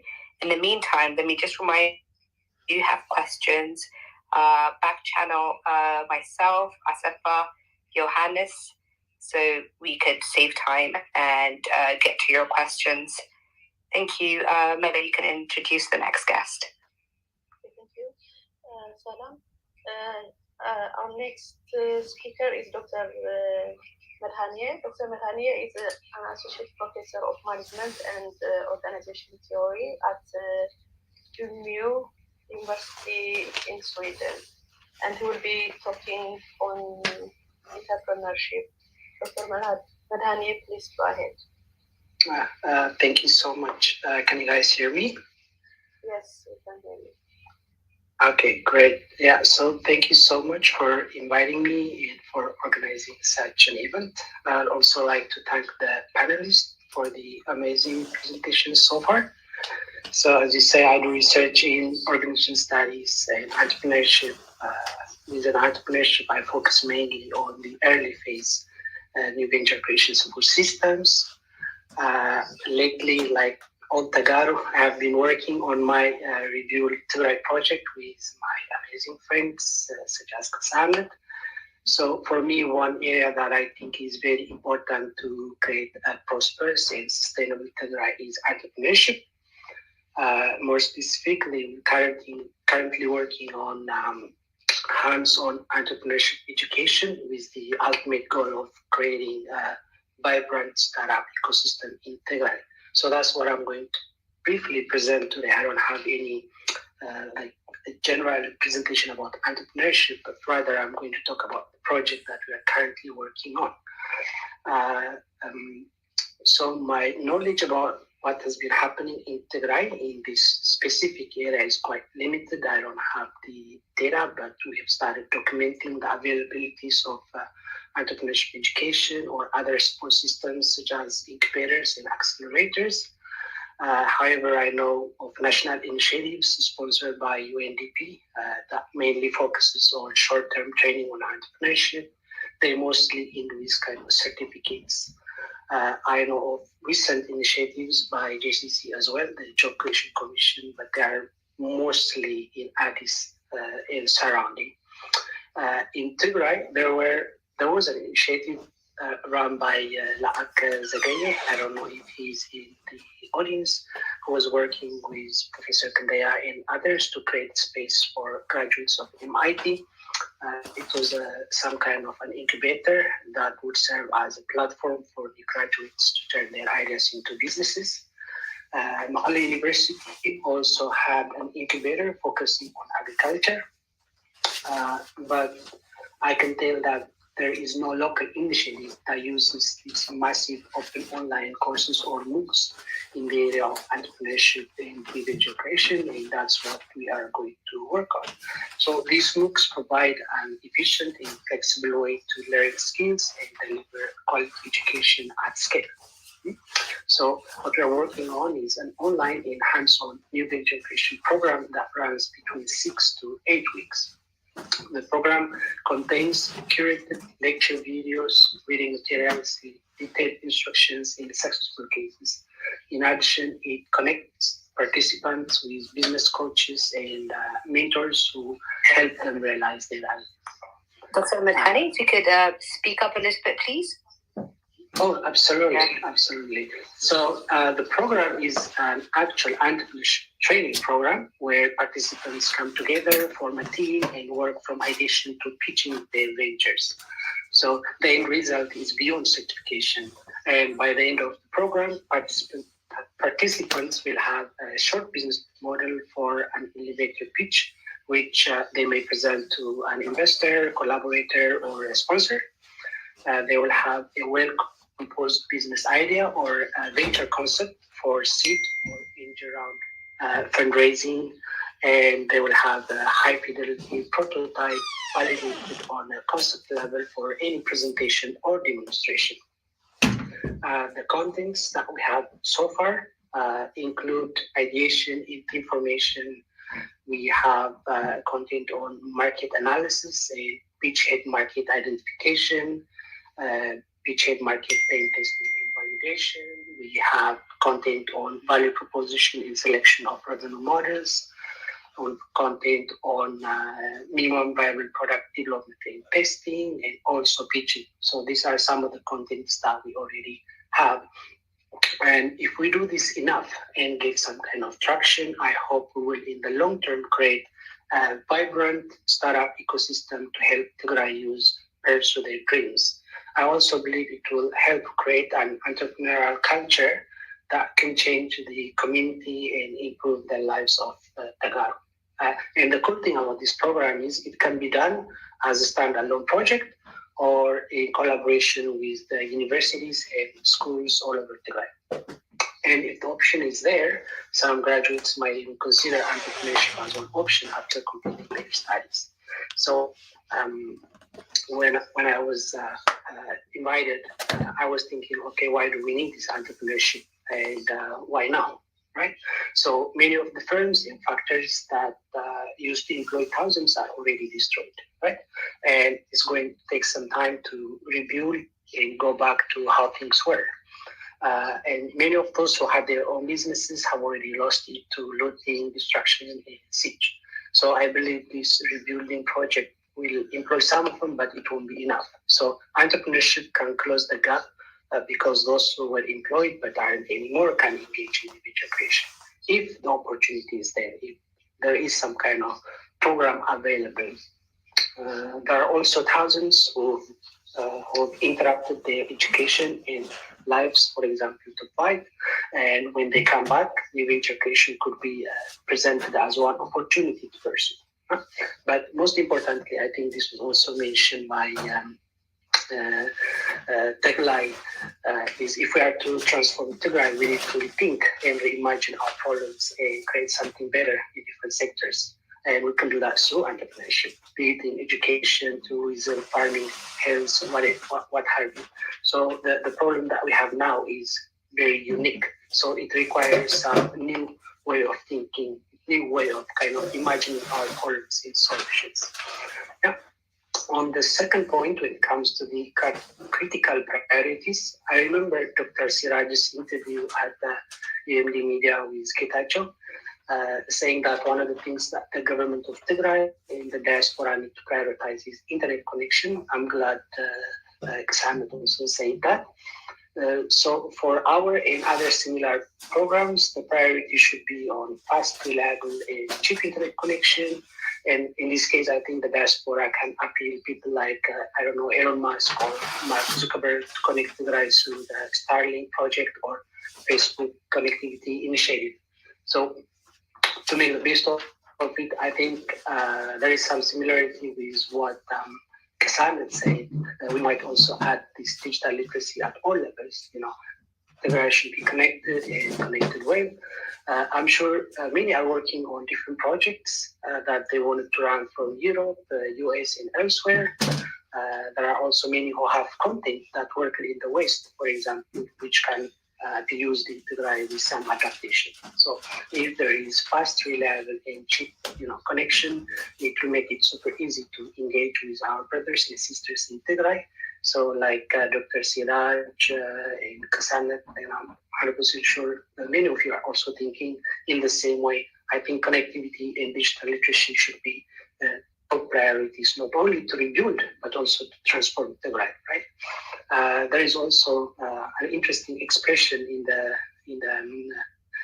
Tagaroo digital force. They say that they are very militant and so online. We need people that kind of people back home as well, right? So in terms of the barriers, both seen and unseen, we all know that most of what we had has been destroyed, including the education-related infrastructure. That means the destruction is visible for all to see, and it might be a barrier both in the short and long term. However, there is this invisible barrier that we need to be aware of and be ready to do something about, right? So when it comes to the project that we have in mind, moral of the people might be a problem. After opening up, we realize the extent of the destruction and the trauma.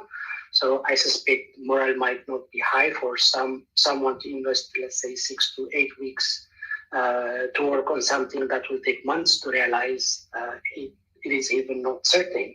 So I wish I'm wrong here, but we have to prepare for that. So in our case, there might be a need to collaborate with different funders so that those who participate in our program get some kind of compensation. In addition, finding a way for example, granting seed money upon completion to continue working on their ideas might also work. In addition, as part of developing the startup ecosystem, we might bring in people so that they can invest in the ideas of prospective entrepreneurs. So if investors show interest in investing in people in their ideas, that might motivate future entrepreneurs to join this kind of program. There is also a possibility to connect startups who have novel solutions, for example, with big private and government organizations in Tigray. It could be for proof of concept, for a pilot, or to even integrate their solutions into these companies. So the idea here is that we have to be ready when excitement is not there for our projects. It's also about being equipped as you might meet people who might be in a really bad place or are traumatized for all these reasons. I think Amnet has also covered some part of it because that the war has affected almost all, regardless of their social status before. So that is something that we need to do with these invisible barriers related to our projects. When it comes to the available resources and skill sets that we have, I think I totally agree with Amnet. That it is the people of Tigray in their motivation, especially the youth.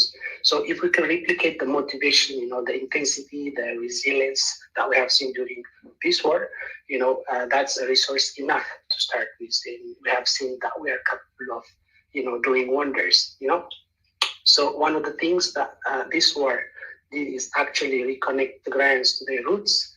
And more than that, it has also reignited, our love for Tigray. Okay, so with the knowledge, network, resources that the Tagaroo in the diaspora have, they can collaborate with their sisters and brothers back home and solve Tigray's problem. Even start, bold global firms where their market is not restricted to Tigray or Africa for that matter. Yeah, there are also resources in markets that people back home might not have access at the moment, but those in the diaspora can, right? So working on networking and collaboration is a good way to help prospective entrepreneurs back home access the global resources, networks, and markets. What else we have? Yeah, we have also material resources. In our case, we have course content platform that is already tested and can be adopted with minimal contextualization. I believe there is also, financial resources available for right projects in the diaspora. So our resource is mainly, the people and their motivation to rebuild and transform Tigray, right? On the last point, okay, how should we kind of remain engaged and prepared to support rebuilding Tigray? I mean, this kind of forum is amazing because it helps us to kind of connect with so many people, share our ideas. So the first thing I would say is work on the projects, develop them and test them with Tigrayans in the diaspora, and if possible, with those who are currently in Ethiopia. The second thing that we need to do at the moment is pool resources and create network so that the networks that we might need so that we can start the moment Tigray opens up. We don't have to wait until Tigray opens up to start projects. Third is to share what we are working on, like what we are doing right now, so that people join hands to avoid unnecessary repetitions. By also doing that, we can increase the value of these similar projects. Another thing is to work on contingency plans because everything that we need to implement our projects might not be available. For example, in our case, internet might not be available to run this project, right? So we have to find a way for people to access the materials and instructions offline. Another contingency that we have is, for example, to be physically in Tigray for the duration of the project. Another thing is to upload the content in tablets and either give them to the participants or you can reuse the tablets for different cohorts, right? So if we are working, this is like a call. If you're working in such area, please reach out to Samet or me. If you have the data about similar initiatives, again, contact us. We can work together. Currently, for example, would be grateful if someone with expertise in developing interactive websites could join our friend Marhawi, who is working on this project from Addis. What else? That's pretty much what I have. Thank you so much. Oh, great, Dr. Madhani. I was about to interrupt you, say that you're running out of time, so you did it right on time. Thank you so much. Just like to remind everyone that I've just pinned, we have a YouTube live session as well on UMD Media. Just make sure you have our Q&A right after this presentation. So please do send us all your questions so we can address them. Just make sure you're following UMD Media and TDR Funds on Twitter as well. We have Q&A and entertainment and auction to follow. I would let Malay introduce them, I think, our final guest.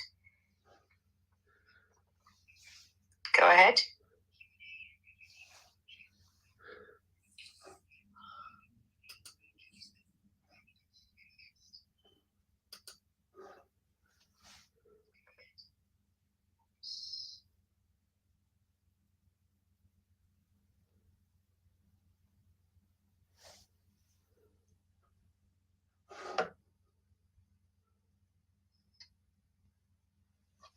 Malay, we can't hear you if you're actually speaking. Yeah, I'm speaking. Can you hear me now? I can hear you now. Yeah, go ahead. Yeah. So we have two speakers. We have two speakers. Can you hear me now? Yes, we can hear you. Just speak a bit louder and clearer, please. But Okay. We can hear you fine.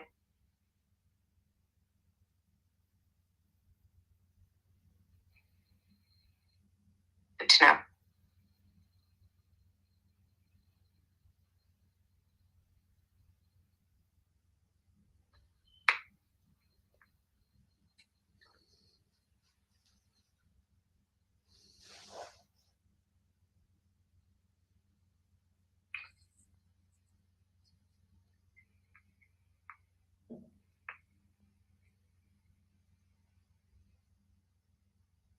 I don't know if anyone could hear Malay, or is it my... I also can't hear Millie. I think it's it. Right.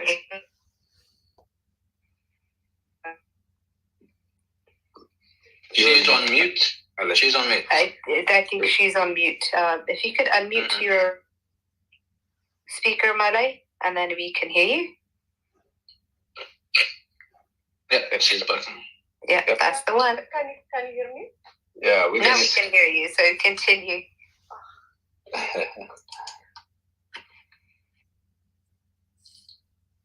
Oh my god. I don't know what's wrong with the microphone. Maybe she can't hear us. Can you hear us, Malay? I think you're on mute again. Perhaps, you can introduce the speakers if it's.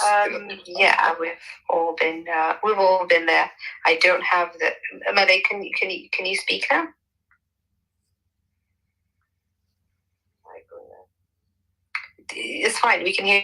Can you? It says yeah. Can you hear me now? Has a little stick there, so she's new to.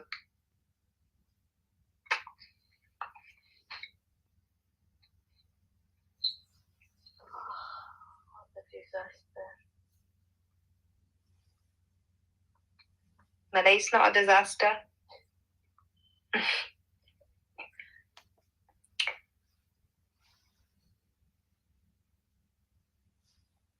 Hi, Salam. Should I introduce myself?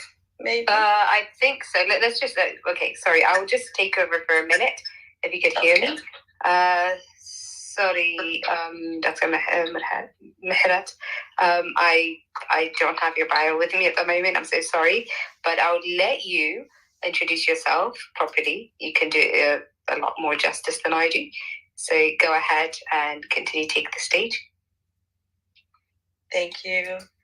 Thank you for the invitation also.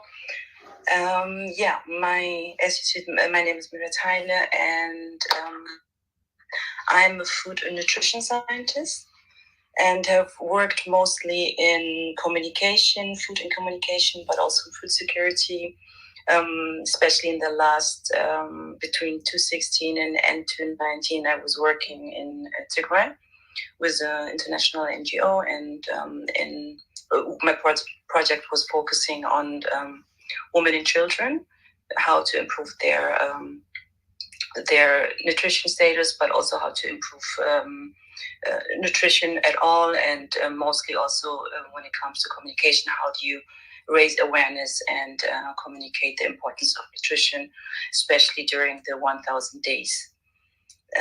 So coming to, especially to the first 1,000 days, which are very critical for the health and the development of a child, but also of the future adult. There were different strategies. Some of them were nutrition-sensitive agriculture approaches, which were actually focusing more on the community, but also on the women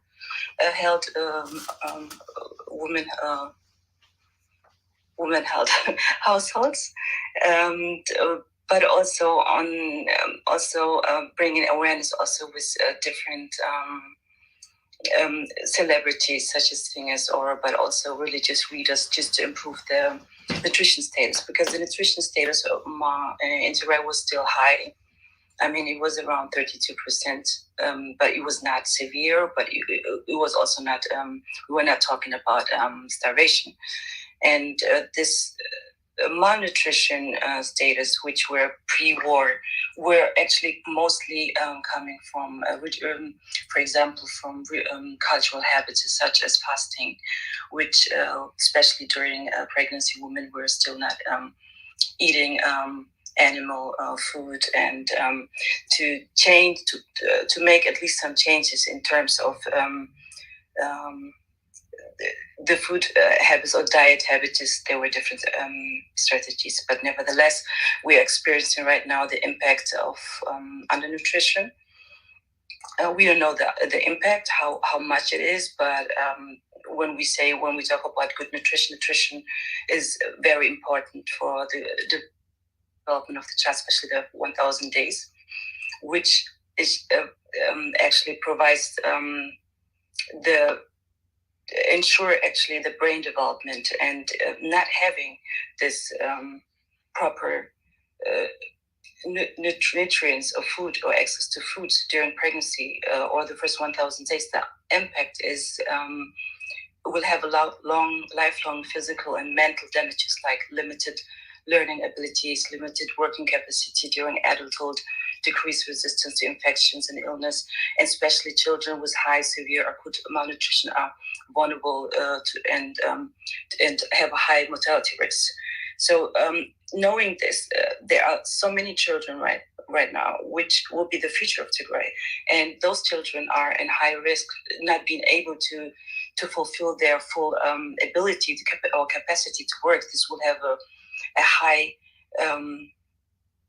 economic, but also heavily health impact on Tigray and those children. There were reports in 2013 from the World Food Program, which was indicating the losses of 16.5% of GDPs each year in terms of long-term effects of child nutrition. So having these numbers from 2013, and if we compare them, we don't know the outcome. So we can just imagine how critical it is, and how important actually nutrition is. I will not come to the numbers because Imnet and Dr. Rainey, they really explain it very well, especially when it comes to agriculture and availability of food and how the health sector was before.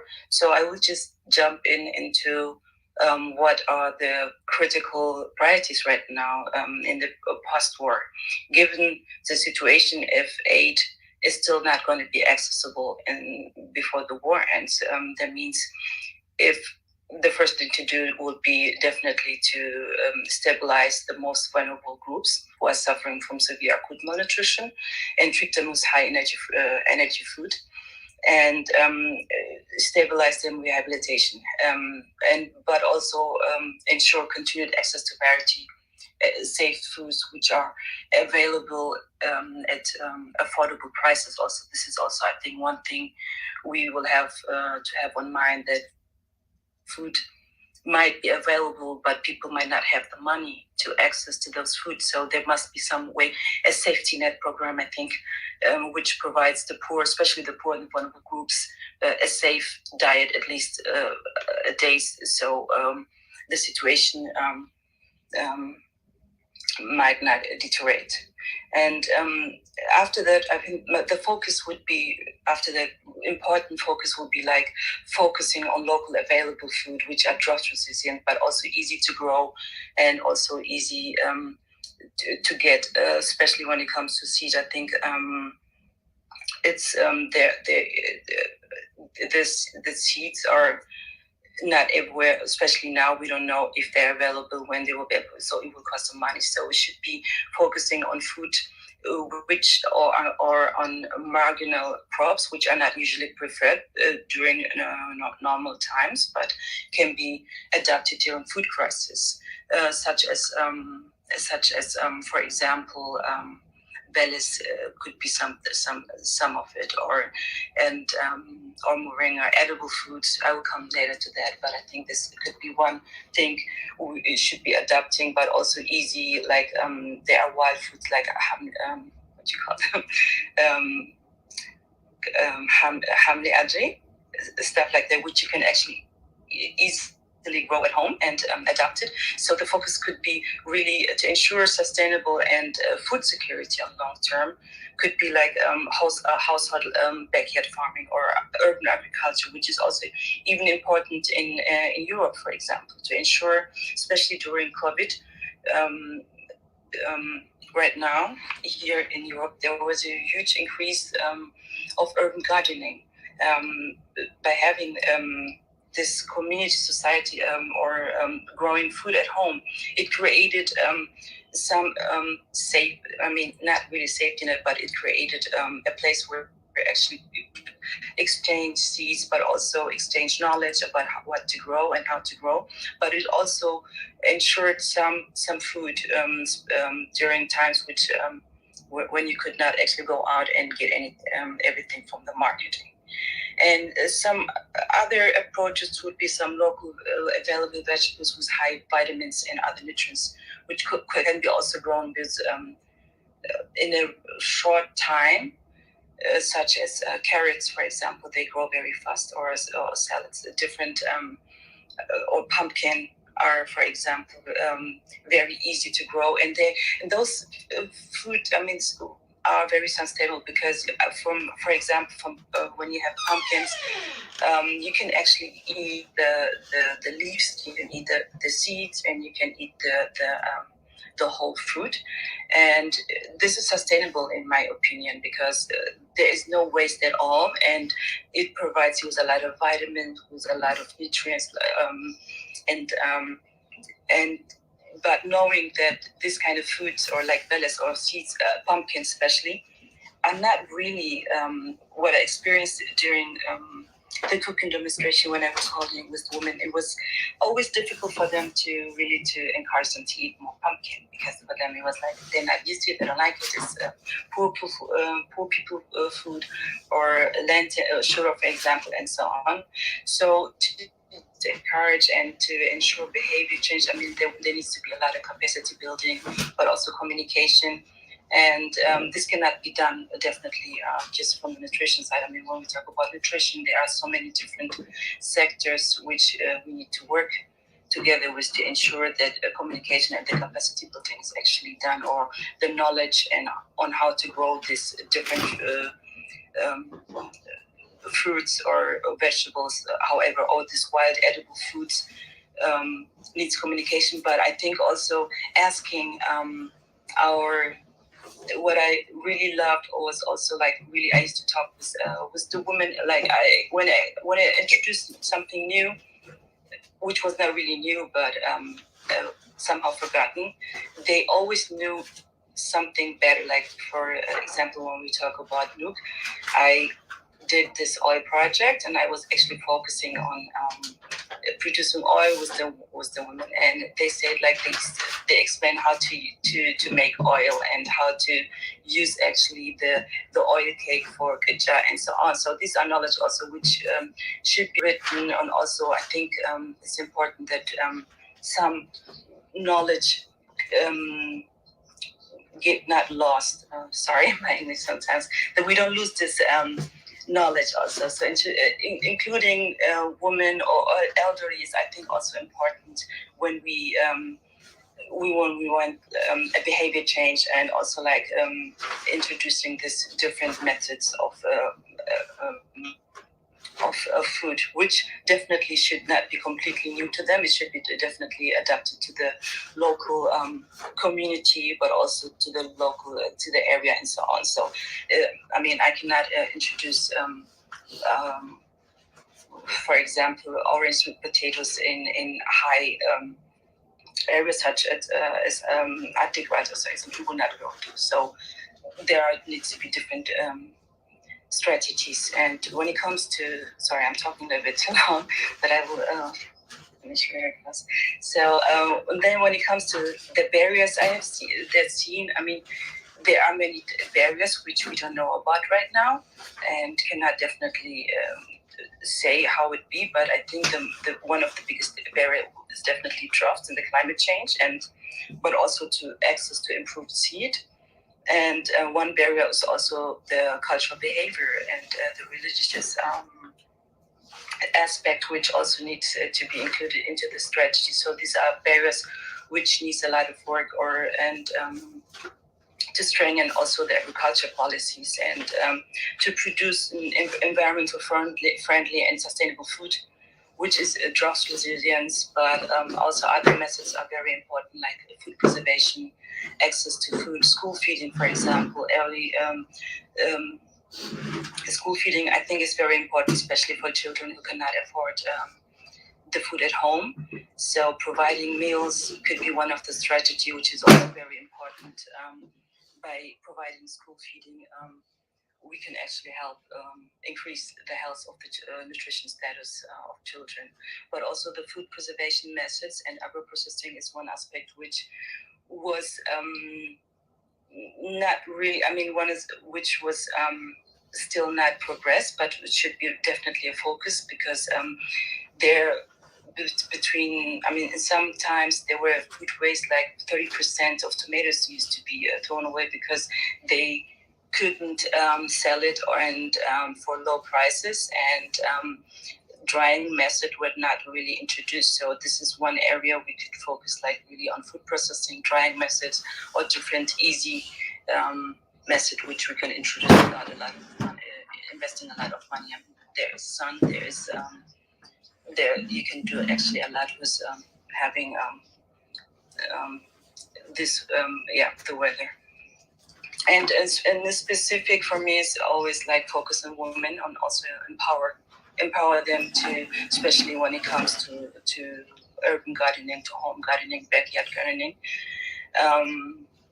and also capacity building is important. So that way, having them empowering them, I think it can improve households on the food security situation.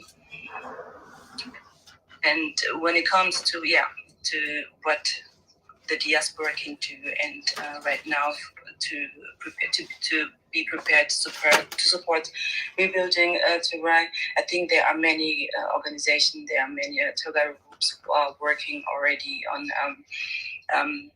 helping or supporting aid and so on. What I really miss is like there are so many, but there's not enough information. Maybe we can build up a platform or where we can exchange I don't know, our experience, talk about or support each other, especially when it comes to communicating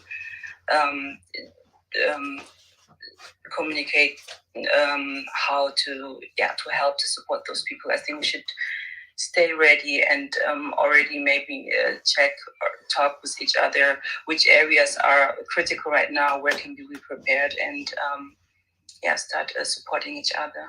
Thank you. This is I'm done. Sorry, before Melo, we can't hear you. You're very.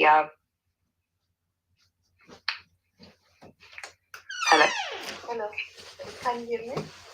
Not clearly. If you could speak up a little bit. Yeah. Should I quickly reset and then you could introduce the last guest? Yeah. Great, amazing. Good afternoon, good morning, good evening, wherever you guys are. Thank you for joining us. I've just pinned our YouTube page. This being broadcasted live on UMD Media. Today's event is to do with rebuilding Tigray sustainably. We had an amazing guest that talked about, presented on healthcare, agriculture, nutrition, and just the overall future of Tigray and how we could rebuild it. We have one more guest, and then we'll have Q&A as to today's Giving Tuesdays, hosted by UMD Media and TDRF Fund. So if you could actually go on Twitter as well, follow TDR Funds. Yes, that's their handle. It'd be great. We have Q&A and entertainment and auction, so stay with us. Any questions that you have, you can back channel myself, Johannes, Asafa. That'd be great. So Mele, take it away and introduce our final guest before our Q&A. Okay, thank you, Salah. Thank you, Muharraf, and sorry about earlier. And the last speaker is Solomon Nerga. He's the CEO of North Star Airline. And we'll be talking about business and or investment. Solomon, please go ahead.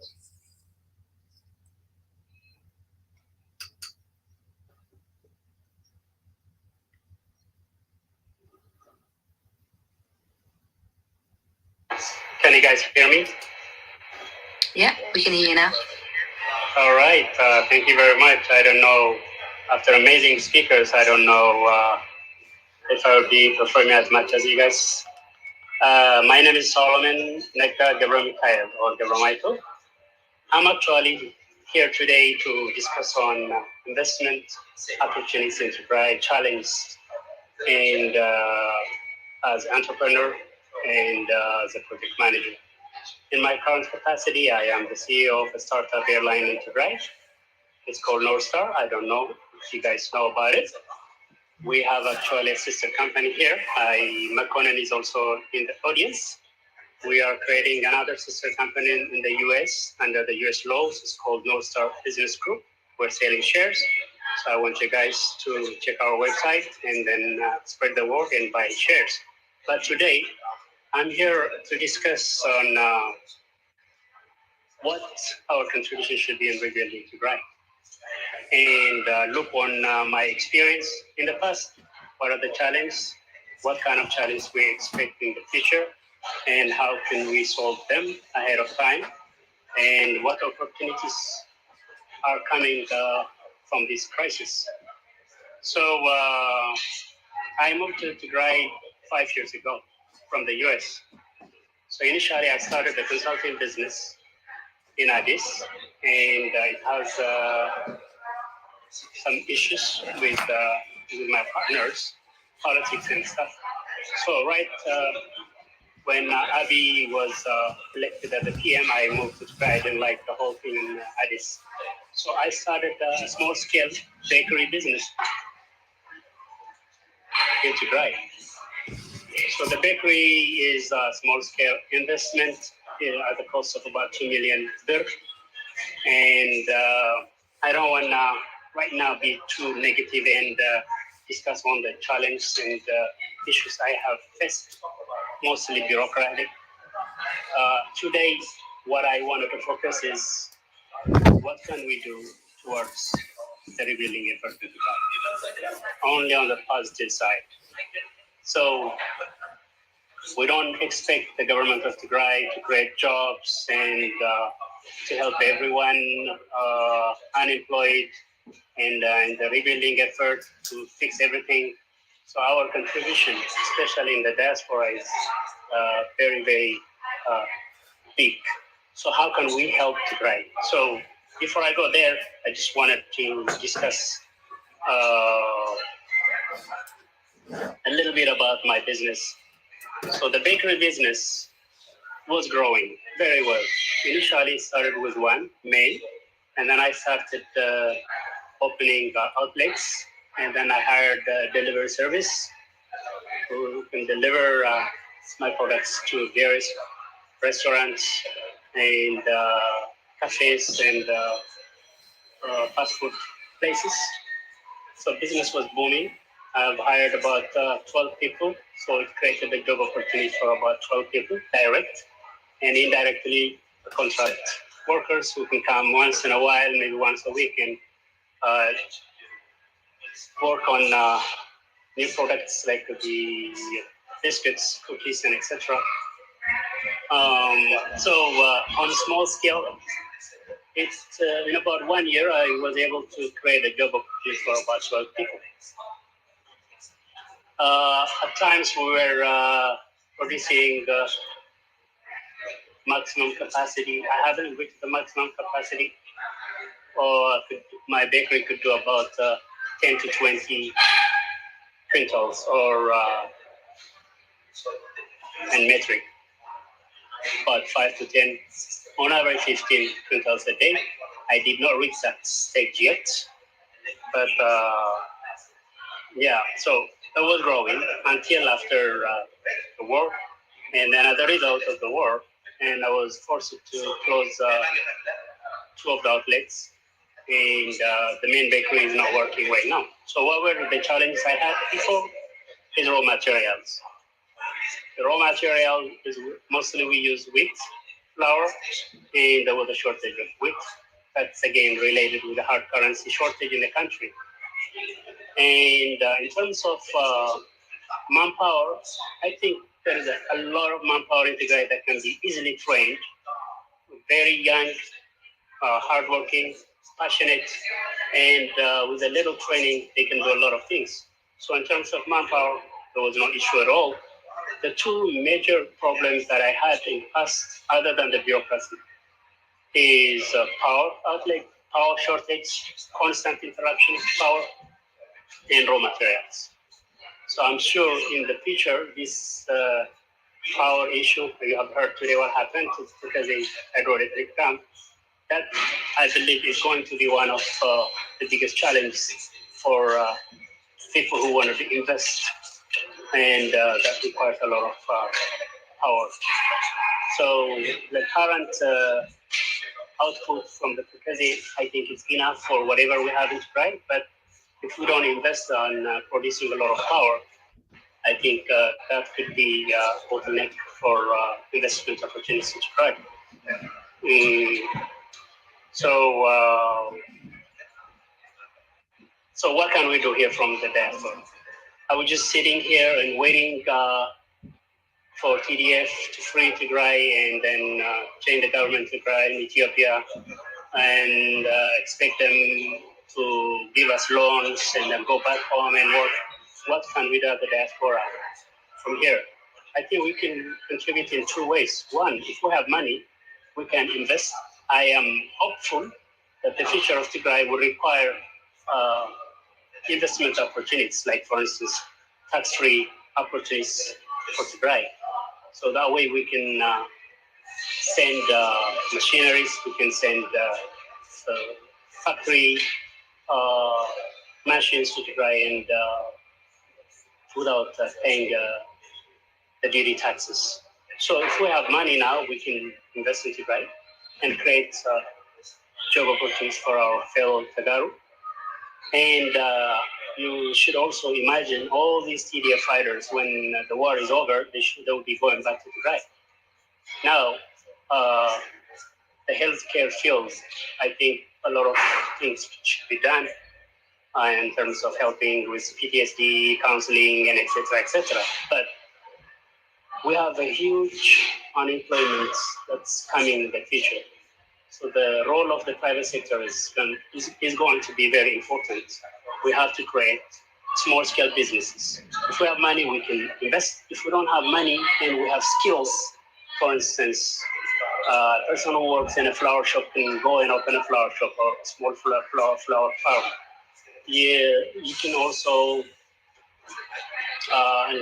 participate in agro processing, like one of the speakers was talking about bellies. You can process bellies and make it like jam and juices, etc. So using the local resources, if we have the know-how, if we have the skill sets, we have the experience in here in whatever field that we do, we can always prepare. And when the time is right, and when peace is finally restored in Tigray, we can use our skill sets and experiences in helping in the rebuilding efforts. So in two ways we can help. One, invest.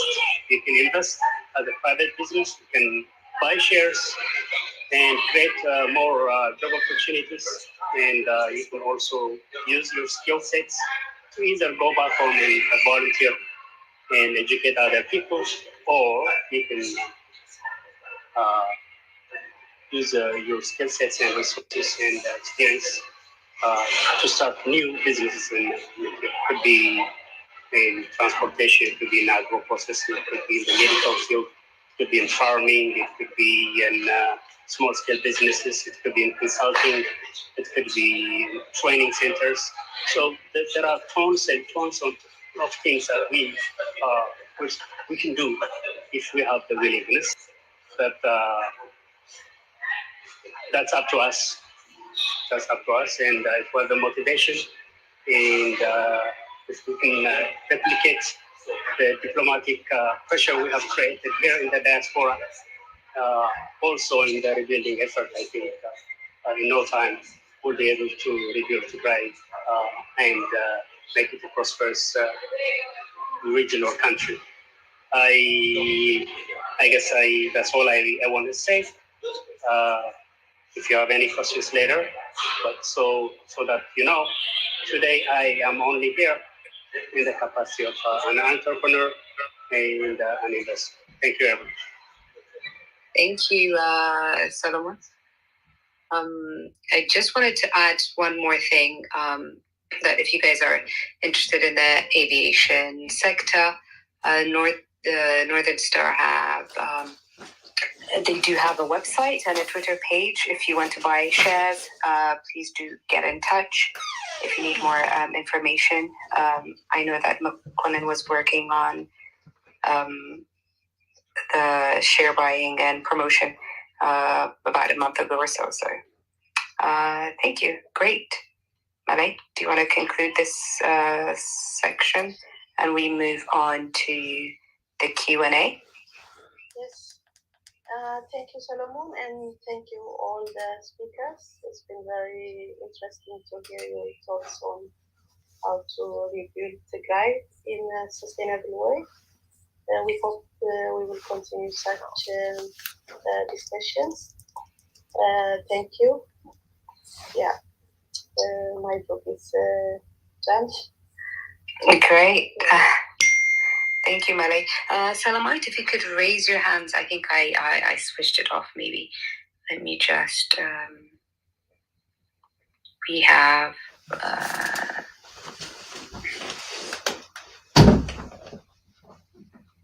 okay, sorry. I just turned it off, so open to everyone. So our Q&A sessions are open. Salam, if you could come up. Great. Wonderful. I think we have a couple of questions sent on the back channel.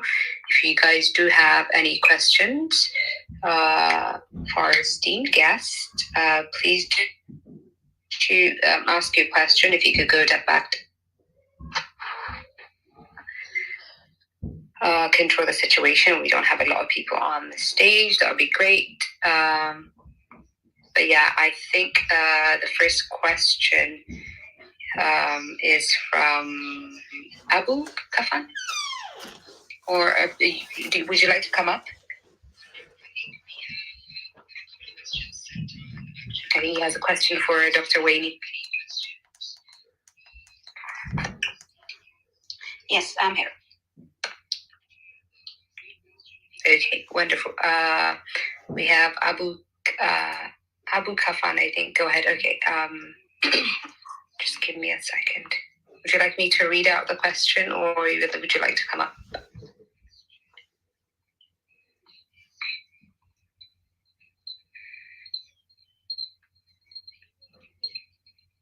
All right, Dr. Rainey, I think I'll just read out the question. So the question was, can you hear me? Yes, of course. Yes, I hear you. Yeah. The question says, in Tigray and our association, we have established a team that can prepare project proposals and search for grants. To be able to do that, we need datas. I have heard you mention datas. How can we get them? Is there any study made on current crises you can suggest us so that we can use as a reference? That's a question for you, Dr. Wayne. Yes. I think Abu might have heard me say HBN for Tigray received a needs assessment data back in February from the Tigray Health Bureau that shows the overall picture pre-war and what has happened until February, how the health systems were impacted. But there is actually even a published article. It just got published, Abu, if you haven't seen it, at the British Medical Journal Global Health. The first author is Haile Gassassou, and then it was published on November 8th. It tells a lot of details about the impact of war on health system of the Tigray region in Ethiopia. They call it an assessment. In fact, they included the needs assessment data that we have as a precondition, as a pre-war data. And then they added a lot of details in which there was assessment of the functionality of the health services done in June, partially functioning, fully functioning, or inaccessible health services. I based my presentation today on them for the post-war data. And there is information about the impact of the gender and sexual violence that has impacted the entire region.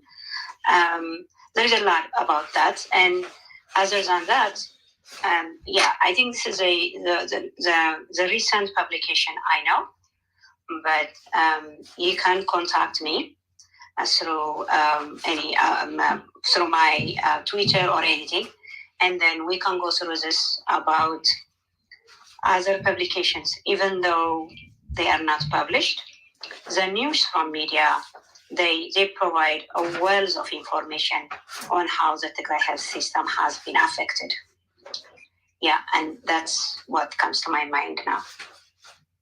I've just put it for anyone who's interested, sorry. So you can access it on Twitter, and I've tagged TDR Media and UMD, TDR Fund and UMD, sorry.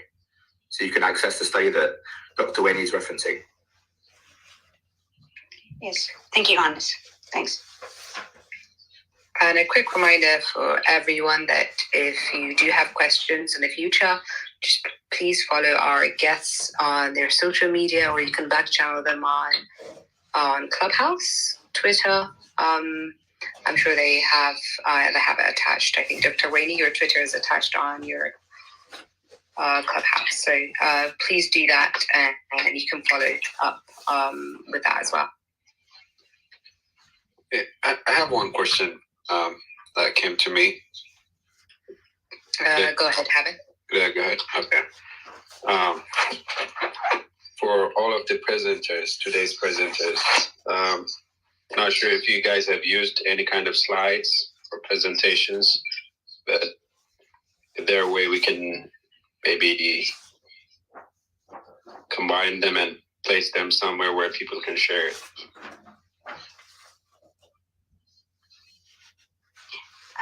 I personally don't have presentations or slides. It's just At HPN for Tigray, we have a health policy subcommittee, which I lead. I co-lead along with my colleagues. And these are the things that we discuss every day. We have been discussing for a long time about the impact of war and how to rehabilitate, because the health policy subcommittee is a research and development group. We review the literature to learn from countries that have went through a similar situation, that were affected by war, and in which their health system was affected. And we discussed to recommend in the future how the health system integration should look like, how best it can be rehabilitated based on literature, of course, or experience. So I just put bullet points in one page, what to talk about them. But I honestly don't have slides about this, but I can prepare in the future if you need some. I think on that point, if you want to stay updated, I know HPN has a MailChimp newsletter that you can subscribe to.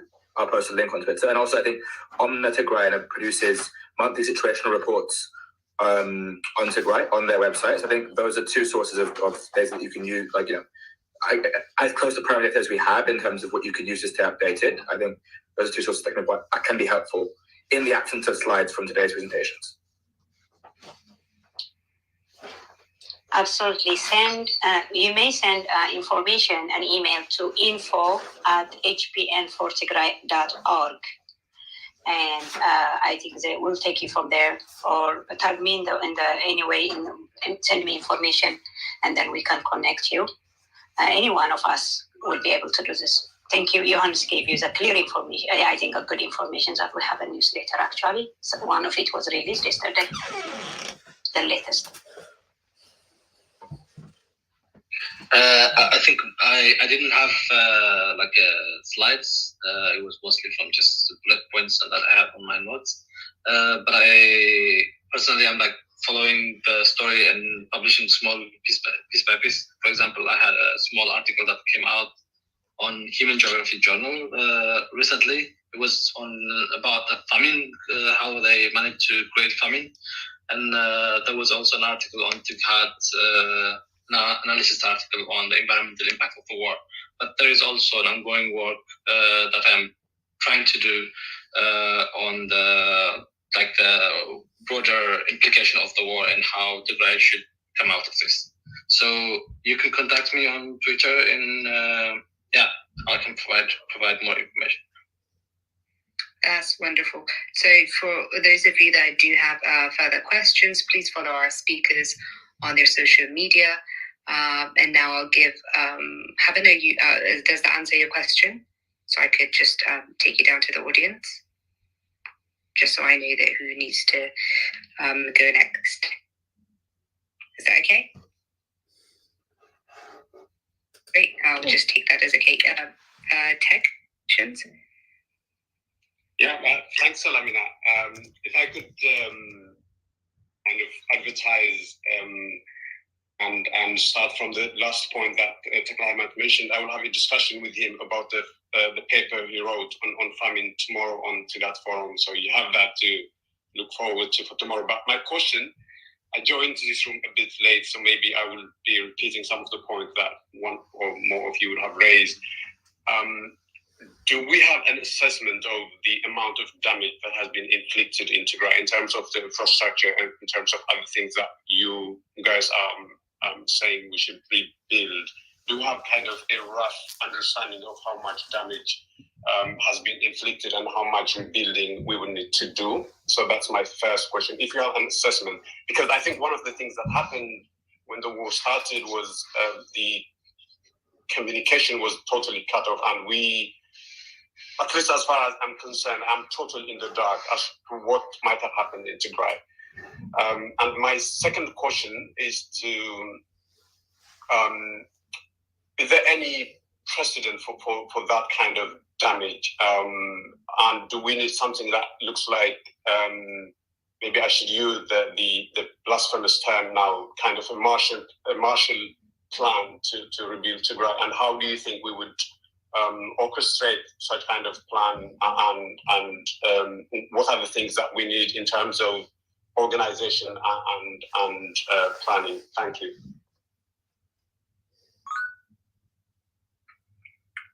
I'm happy to take a stab at this if no one else wants to answer. So I think in terms of your first question, in terms of assessment for what's happening on the ground, it's very difficult to assess. But I think in my experience, two teams that I worked with, namely Omna and HPN, as I said, do produce sort of very timely information that does come from on the ground sources, and also GSTS. So I think I would say they're probably our best attempts at on the ground information. To the best of my knowledge, I don't think anyone has taken a step back and done a more comprehensive assessment of all of the damage. But I think on that point, I would just say it's very clear that the damage is very, very extensive. And I think in the absence of details, I think it's very extensive. But if I just leave it to the speakers first to respond, and if there's anything I can add on top of that, happy to do so. Anyone else just jump in?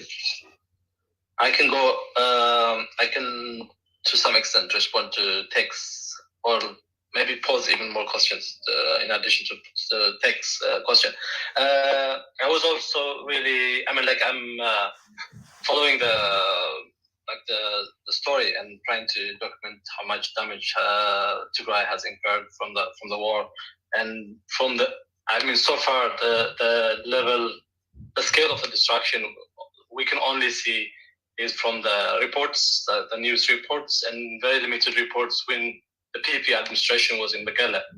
So since then, we don't have so much coming out of Tigray, and I'm actually trying to get in contact with people in Megala, in Tigray, to see if they are doing anything related to assessment. But I also keep hearing that there is an ongoing assessment going on in terms of sort of making a rough estimate of how much damage, the scale of damage that happened in Tigray on all sectors. As to the Marshall Plan, and of course, before I forget on that, I think we also need to, as part of this rebuilding plans for rebuilding of Tigray, we need to also demand that the Tigray government, that the current administration, makes this kind of assessment if they are not already up to it. When it comes to the second question, the Marshall Plan question, I think that is, we're not expecting a Marshall Plan like in the 1945, 1946 kind of Marshall Plan that took place in Europe. So we're not expecting someone else to come and support us. But in the event, we're talking about what we would do if something like that happens. Do we just accept whatever is provided, whatever conditions are provided in terms of like how we want to rebuild today? Do we think about different ways of doing things than what is provided by the donors, by the people who want us to rebuild our Tigray? So in that sense, we need to discuss what kind of Tigray we want to build, what kind of society we want to build. So that's what this event is for me. It's an event where we discuss about what happens when we have the possibility of rebuilding Tigray.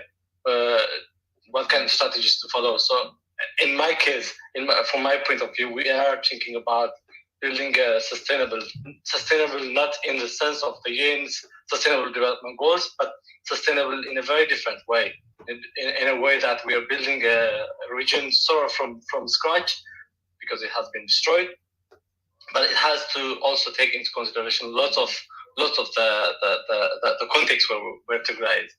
And that's, I think, what I would say. I don't know if I have made any sense in that. Yeah. But if I could, Salamina, can I add a follow-up question to that? Yes, Tech.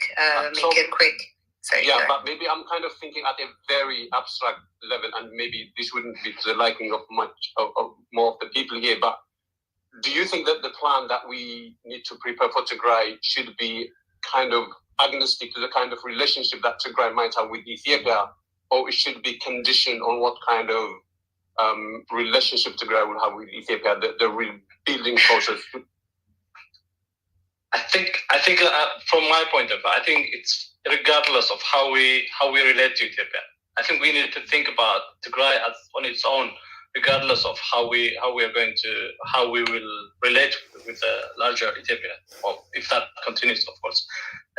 So when we talk about rebuilding, we can't expect, for example, someone was also mentioning earlier, we can't expect the central authorities, even if we continue with it, we can't expect the central authorities to do reparation work, do favorable work for us. So we have to think in a different way. We have to think for our own. That's what I'm trying to get in. If I may, on this point, so I think it's very important on how we do it. So the most important factor for me is, again, diversity of solutions, approaches, finances, sources, all that. Because a big Marshall Plan might come with the temptation of doing it, only one way, and do it big and fast, which would be a disaster from sustainability perspective. I'm not talking about environmental only, social, economic, all that. So we need first to understand, I think, the ramifications of all the damage. I have a figure in front of me that, as you might remember, June 28 was the day Abiy Ahmed was kicked out of Tigray. But July 1st was his plan to start what he called Tigray Emergency Recovery Plan. So I'm sitting on a document which is 95 pages, and it was submitted by the federal government to donors. And over 24 months, they were planning, or they were asking for US dollar 721 million. So they have listed, all kinds of damage, all that, and so on. So this, I would say, is what they assessed by June 28 this year. So the diversity would, as I mentioned in my presentation, in terms of the small scales, the local solutions, all that, and it needs time. I know, I'm for better and faster, but when we do faster, I think we might end up big projects like we have right now in Takaze, which is a federal project, by the way. But even at the regional level, I think going big would be very bad for Tigray. So it should be smart, small, and the diversity of financing that kind of project would come in different shapes and colors. And I think that's what we should do in terms of rebuilding it better and sustainably. Thank you. Oh, that's wonderful, Dr. Getachew. I would like to bring in Salamawit, because she's an expert on the topic. Let's just see the women perspective of these things. So go ahead, please, Salam.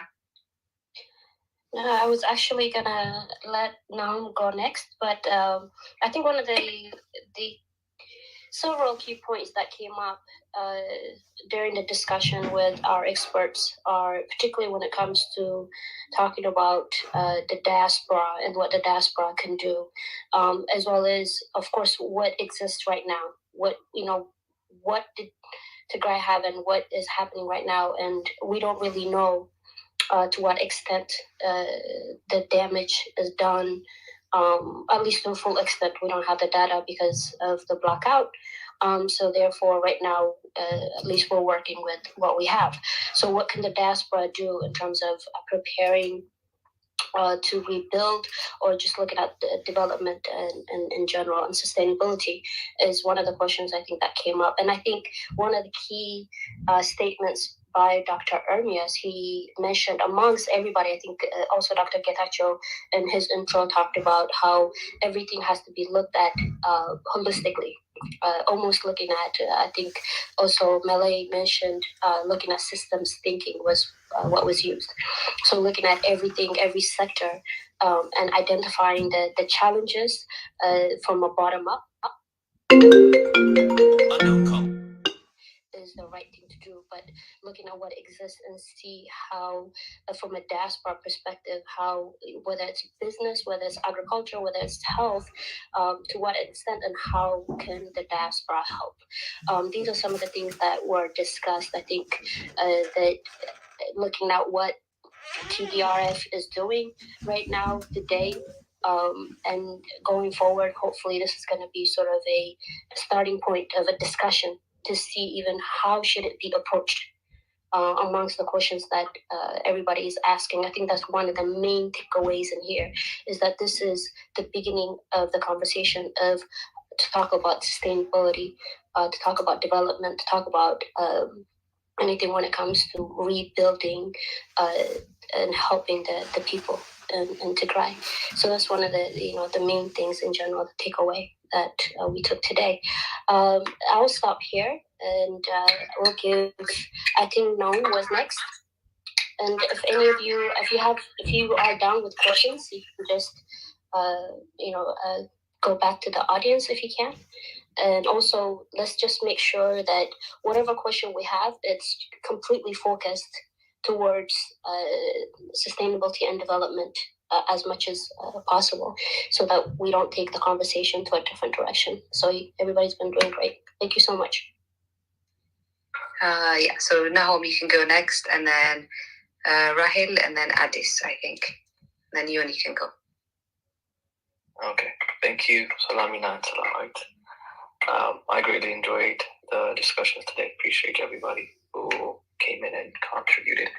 I'm going to switch gears and talk about the energy issue that we might be facing that's in the horizon in Tigray. I mean, we heard recently they bombed the Tigray dam, which is one of the biggest contributors to Tigray and its population when it comes to electricity.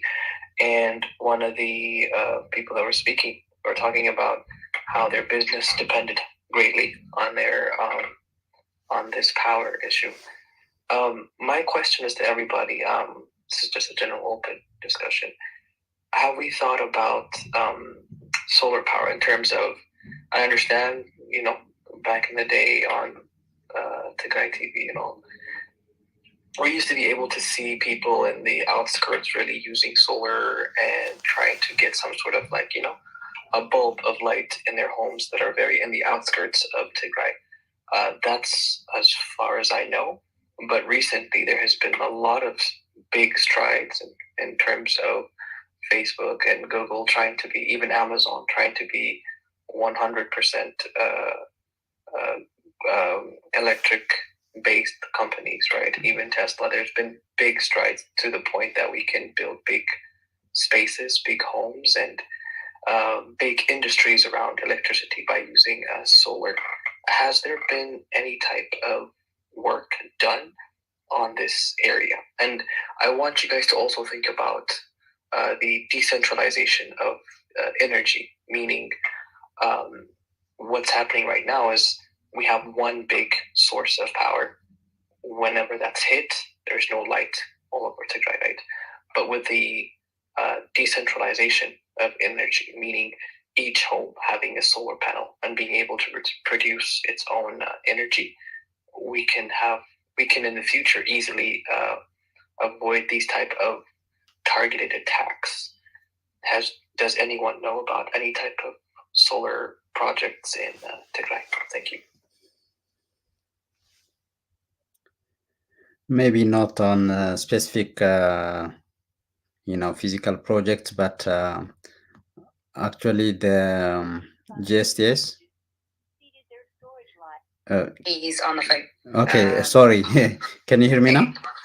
Yes, please. Yes, sorry. It was a voicemail. Yeah, so the GSTS, the Global Society of Tagaroo Professionals and Scholars, has been actively engaged in before the war and more so after the war in terms of the issues of energy supply and the issue of decentralization. So the groups that are working on that within GSTS are looking at what are the options, where, when, all that, because as you can imagine, there is a merit of having this solar, wind, but more so when you can bring them together in an integrated fashion so that you have always supply of energy. So there is an issue of scale. Maybe having at each on each roof wouldn't be what we should go for. We should go for a scale that is small enough to be, protected from the attacks you mentioned and from other kinds of vulnerabilities, but also big enough to serve a community and where you can activate local economic growth, local job creation. And so I know cases in other African countries like Burkina Faso, where my university has been active in terms of giving a community level solar energy with the goal of not only supplying households with the minimum energy for food storage, lighting and charging, all that, but also enough for having, let's say, a local agro processor, very small local agro processor that can add values to agricultural produce and so on. So that's the kind of direction I see we would be going into Tigray. But again, it should be matched with population density, where our people are, what is the economy of scale, a number of factors. What I mentioned in my initial talk was we should be careful in going for, solar power small gadgets and distribution of them into the rural areas. If they go wrong, they might end up in our water bodies, in our agricultural farms, and they have, carcinogenic and other health wise problematic components, heavy metals, to mention a few. Thank you.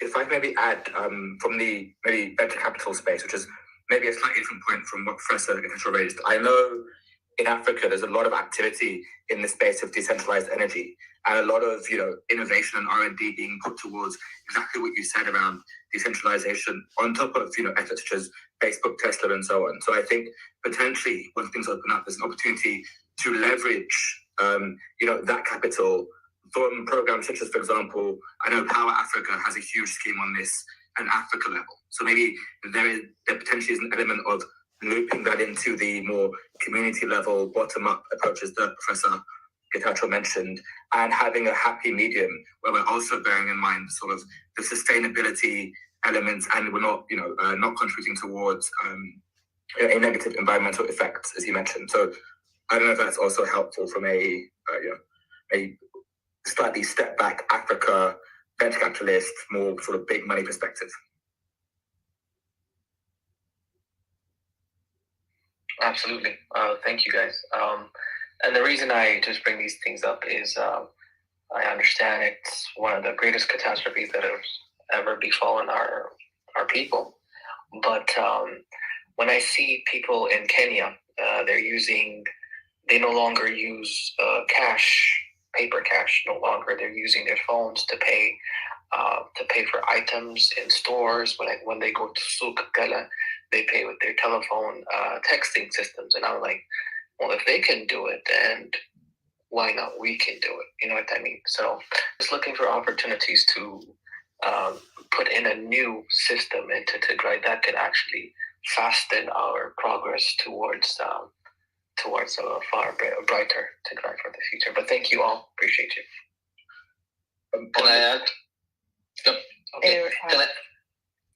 Who wants to go? Yeah, I can add a little bit more on the decentralization. I wasn't clear when I presented the SDGs, the Sustainable Development Goals, and how we have to rethink as a region, and how we have to rethink about like our situation, that we are in a volatile region, and war is often inevitable in that kind of context, and how we have to build a system that is robust enough to survive war and to survive to withstand the effects of war. And so far, the system that has been in place was in Ethiopia and in Tigray was centralized, was like in terms of, for example, industrial investment, in terms of infrastructure, in terms of like telecom and power and all of that. So I think there is a need to break away from that kind of system to a system that can withstand war and disaster like this. And that is, for example, through decentralization. For example, investing in small scale industries, small scale infrastructures that are localized, which can survive this kind of effect. I think that makes sense when we invest in energy as well, as we can see it, like the bombing that the Kazadam was enough to put Tigray in the dark. Yeah, thank you. Maybe if I can add from the money perspective. If we have time, that is. We are really running out of time, but I do have a few questions that are back channeled. So now you're done with your question? Yes, ma'am. You can kick me out. Amazing. I'm not going to kick you out, but you can remove yourself to the audience. Hi, Salamina. This is Haben Tigray. Yes, you think you wanted to say a bit more on TDR funds? Yeah. Initially, when you give the chance, he wasn't speaking. So I just wanted to say a few words about Haben Tigray Relief and Development Association. For those of you who don't know it, it's newly established as of the beginning of the war. Established non-profit charity organization to support the people of Tigray impacted by the war. It is a 501c3 tax-exempt, IRS-recognized association. More information is available at haventigray.org, our website. Interestingly, I was reading our vision today from our website, and it says, we envision a day when the people of Tigray have lasting, sustainable peace to start long struggle against poverty and illiteracy. So it just speaks to our topic today, which is sustainability. So we believe sustainable peace is also maybe at the core of everything. If I may briefly say a few things that we've done. We have 3 purposes: to immediate basic aid to the people of Tigray impacted by the war, which are including immediate food, medical, and other aids. And we did a few of those before June, supporting hundreds of IDP families in Makala and Shira by coordinating with our members in the University of Makala University. Our other purpose, our mission is to reestablish families once they return to their homes. So when it comes to sustainability, the immediate operation, we may not be able to do a lot in terms of sustainability as we are trying to respond quickly, but short-term projects to reestablish families would definitely use sustainability considerations.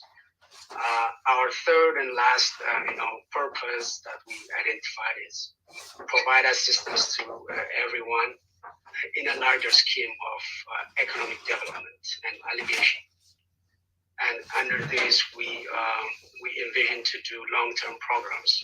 So sustainability should definitely be a big part of these large programs. Briefly, the strategic planning team of our association has identified, after like weeks of brainstorming, 15 numerous programs a lot of ideas, a lot of projects. But we wanted to focus on three of them: agriculture and food security. Haben, I would have to kind of interrupt you because we're really running out of time. All right. Thank you. Okay, thank you, TDRF, for organizing this, and we look forward to working with everyone on this. Thank you. Brilliant. So if anyone has a question, please follow Haben, and you can take it from there. I understand I do have a few questions on the back channel. So let me read the questions quickly, and the panelists can answer. And then Meherat, you do have something to say, Addis, and a few other people. So let's make this as brief as possible. And Salamina, we have also a few people waiting on the list to come up. So if people are done with their questions, they can go down. Yeah, okay. Let me just. Who do we have first? Maybe perhaps I think Addis and Rahib were waiting for a while, and then Musi. You guys go ahead briefly, like as quick as possible. If you could.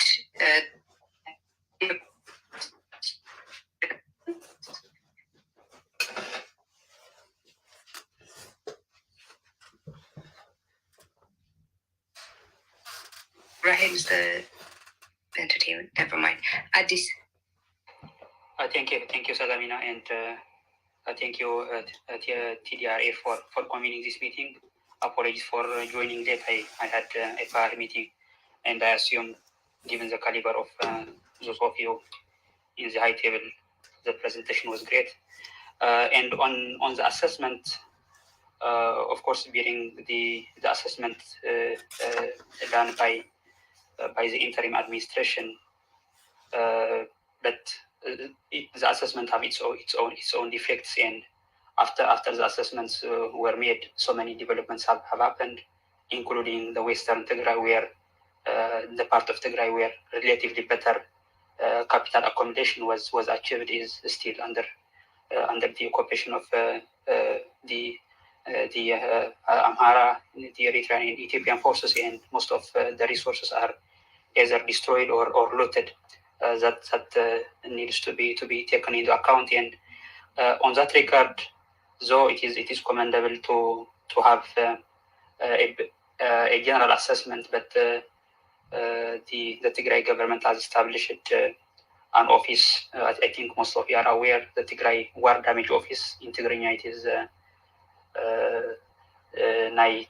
Gudat Quinat Bet Zefet, but literally it is the Tigray War Damage Office, and they have two working groups. One is on the economic damage assessment, and so the second aspect is on the human rights violations assessment.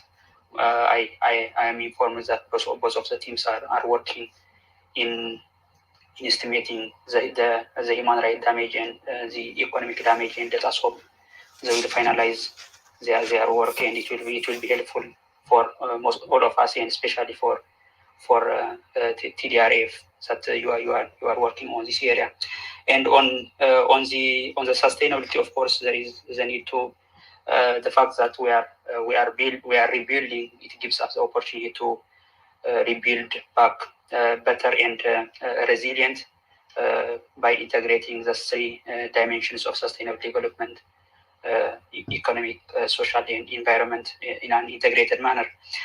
On the initiatives, I think I know most of them have touched upon, but my understanding is, of course, the government of Tigray is working on plans how to rebuild back better, but initiatives like this are going to at least to set the tone.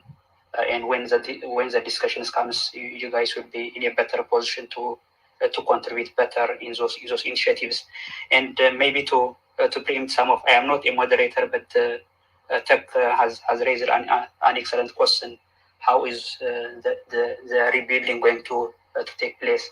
Is it in the framework of Ethiopia or an independent Tigray? But given the urgency, and even in the referendum process and in the independence processes, I assume if it is going to be the constitutional framework, it is at least going to take 3 to 4 years transitional arrangement, and given the urgency of the rebuilding process, I think as soon as Tigray is liberated from the enemy forces, the rebuilding process will go simultaneously with the legal framework process of an independence Tigray, and I think it will be a simultaneous process. Given we are going to have additional opportunities to discuss on the specifics, let me focus on those macro issues, and I will contribute in further discussions. Thank you for the opportunity. Thank you, Adis. If we could go to Muse, and then we can just include Muse, your questions, and then they will answer it all together, whatever input they may have. Okay, thank you very much. I really appreciate all of you guys. I have 3 brief questions and maybe suggestions as well. The first one is about how is our collaboration would look like with the scholars and people who are back home, our brothers and sisters who are involved, who are facing the whole thing at first hand. So how is the relationship like, and what are we thinking about in building that bridge between us as a community outside and them? This includes the university teachers, and others as well. The second one is with talking about sustainability and consistence, how is the plan to get that brain gain that all of us who are Westerns or outside, that we can put that into our country, back, and how are we going that accountability issue, whether it's going to be consistent, because we're talking about sustainability, and are we going to, there going to be a system where we can hold ourselves accountable for not being consistent with our action and with our engagements? And the third one is, are there any thoughts on proposals or on bringing organizations, be it profitable or non-profit, especially private, where we propose and be able to to take that to and put it and work in Tigray, and how does that look like, and is it given it that much thought, especially with private sector, where we be able to control, especially be it in the mining sector, for example, where we could actually be the first one, sole owners of the mining, where we don't have to rely on the Western companies, but we can get their technology and their expertise at the same time. How are we thinking about those things, especially utilizing what we could actually gain, and also non-profit organizations where we could people could propose projects and maybe put that forward into Tigray. And I can mention one organization that was established in 2000, a Million Village Project, was proposed by Professor Awash, a Colombian professor. He's from Tigray, and I know for sure that how it was very influential and how it changed, millions of people's life, be it financially and also, health-wise, and agriculture-wise. So those are my 3 questions. I hope I make myself clear. Thank you. Those are really good questions. So if any of the panelists want to take on, Mehrat? Yes, thank you. Go ahead. I would like just to add something before I come to one or two of your questions, but they might answer also some of them.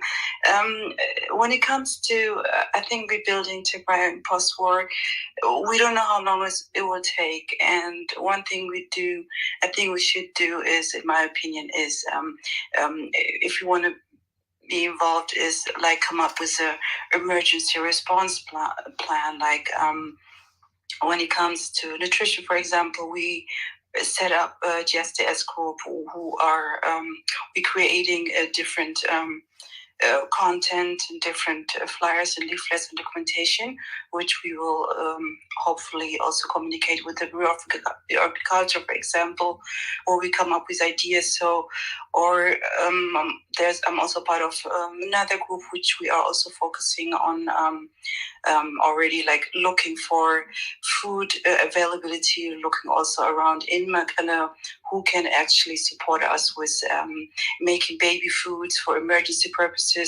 At the same time, also see how we can also employ those women until everything is over. So I think if we want to contribute, we don't have to wait until post-war. This is really a good opportunity to come together, but and it was a pleasure. But it would be also amazing if we could continue to have this kind of platforms on Clubhouse, especially, where we can discuss, even go deeper into different emergency response plans. This is my opinion, and anyone who would like to join can also contact me, especially when in the food sector,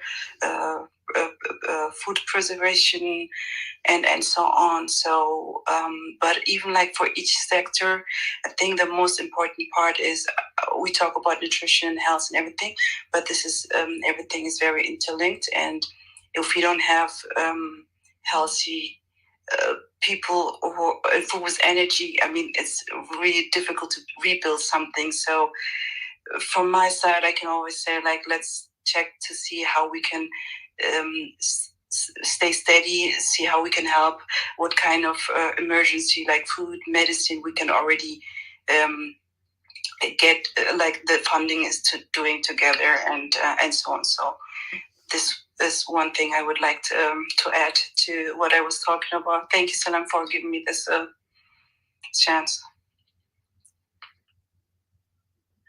I may add, if we have time, I may add a few points related to what Musei raised. Do we have time, Salamina? 2 minutes? Not really, but I mean, if you're going to make it quick, because we have more questions that Salam is going to ask via the back channel. So just really one. So I think in terms of engaging the diaspora, I think leveraging best practice from international other, countries is very helpful. 2 examples I would raise would be Israel and Pakistan. I think both of them have managed to build a very thriving startup ecosystem, and there's lots of these venture capital funding that's flowing into those countries. And I think they're both good examples of how to engage the diaspora. And I think in terms of what companies are being engaged, internationally, big companies are being engaged. I think one example would be Facebook match funding, or Meta rather, match funding Giving Tuesday Today across, I think, both TDR and HPN and other organizations. Those are 2 concrete examples, I would say, related to your questions.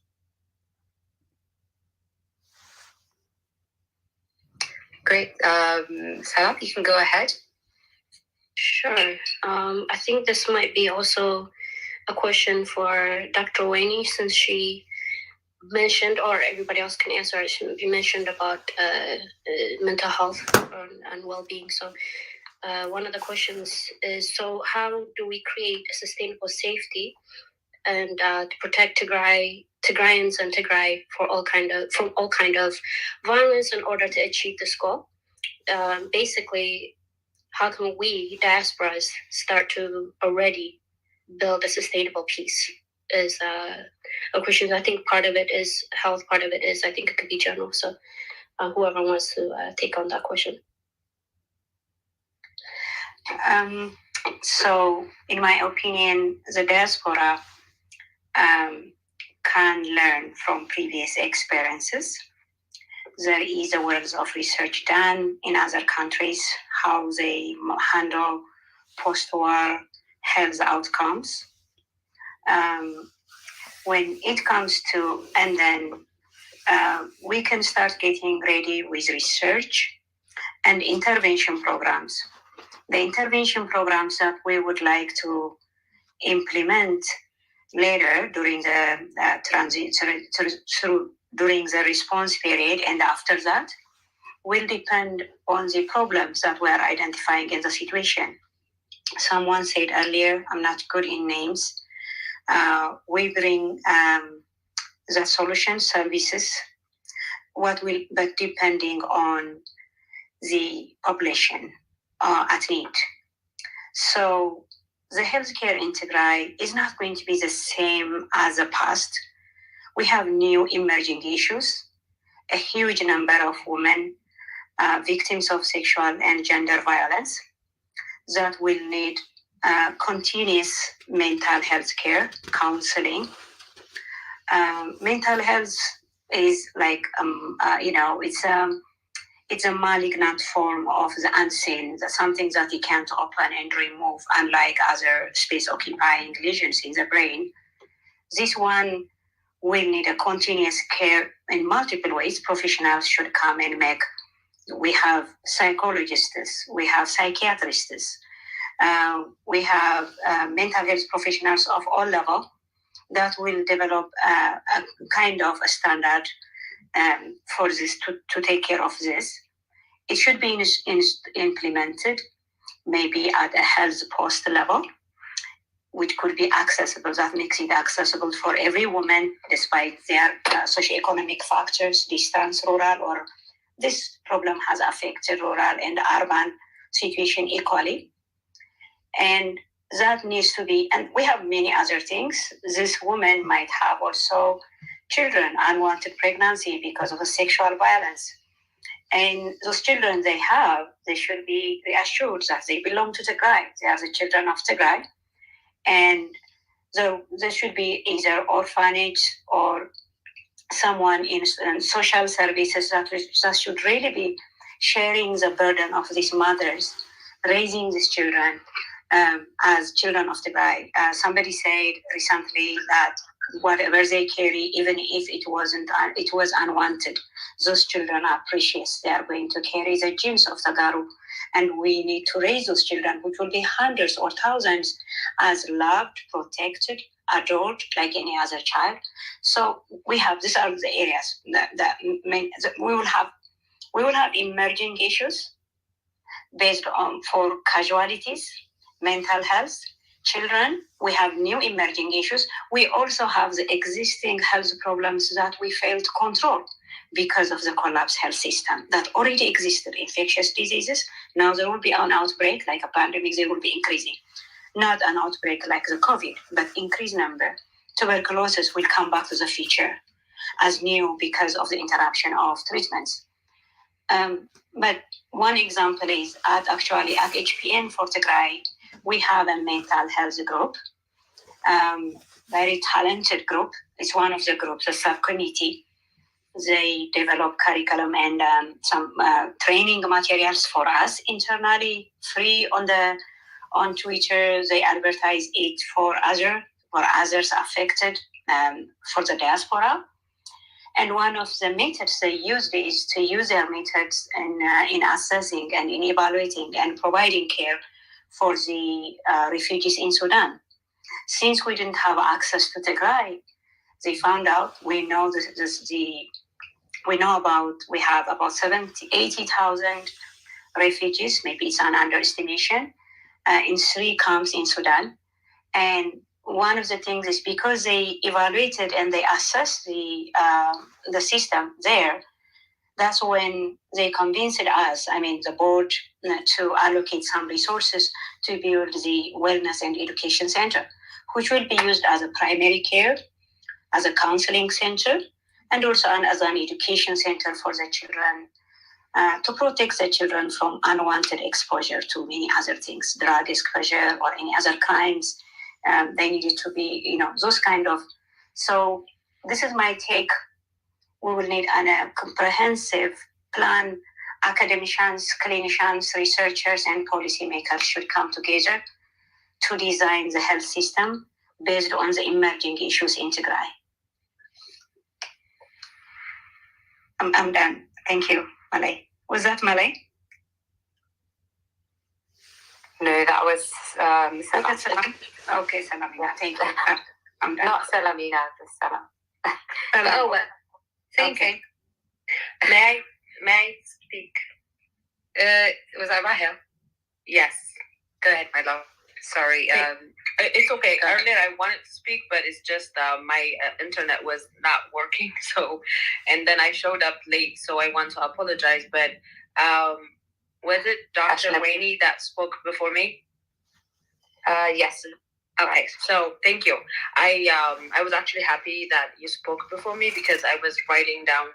My mind was all over the place. So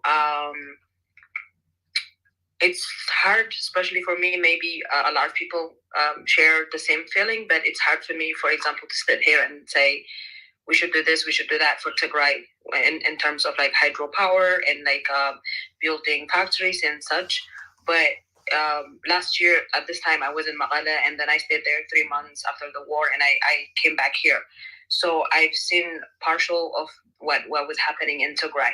So me being here after I came back, because I was so traumatized, I was closely working with the doctors at that moment, and there were a lot of like rape victims that were like coming from Shara, Adwa, and Shararo, Humara, and they actually walked all the way. They came on foot to Maqada. And some of them, they were able to get help, and some of them needed abortion, and some of them couldn't get abortion. Maybe it was too late for them.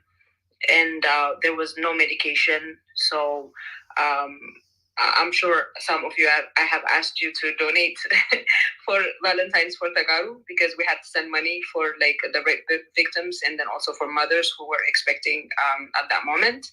So for me, like at this point in time, sitting here, the only thing I can think of is, first Tigray has to be free of, entirely be free of the enemy.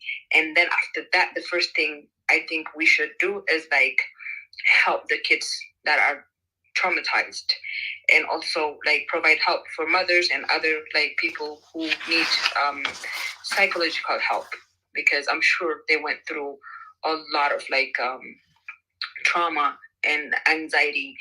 But I want people to remember that Eritrean soldiers and even the Amhara militia and anybody that was there, they raped women, and we need to send medical supplies, that being like even testing kits that we have to send.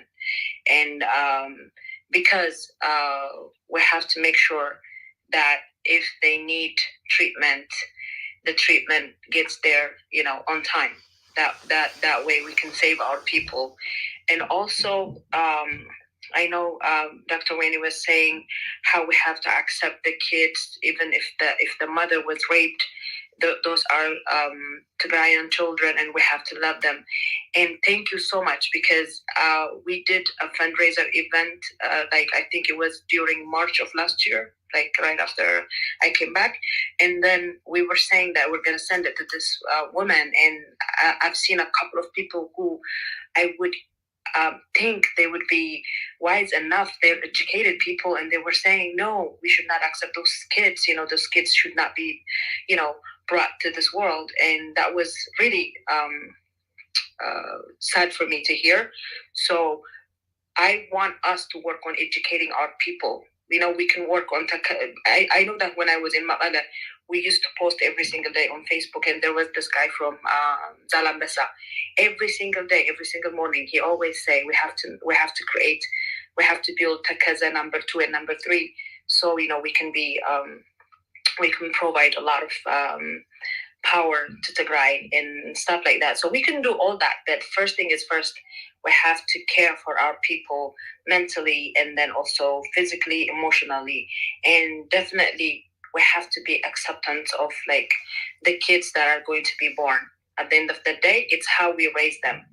So thank you so much. And yeah, this is also my belief. So I was happy to hear you say those things. We have to work on our people in the way they think, those kids, their mothers are Tigrayans, and then we can like raise them properly, and we should love them and show them all the care that they deserve. That's what I want to say. Thank you.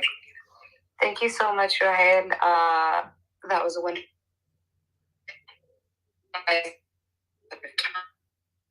you've back-channeled me your questions, but TDR funds have promised that they will hold another session with UMD, so we will continue. So we will get back to your questions in the next round. It's just a bit too much to go around all of them, and we are running out of time.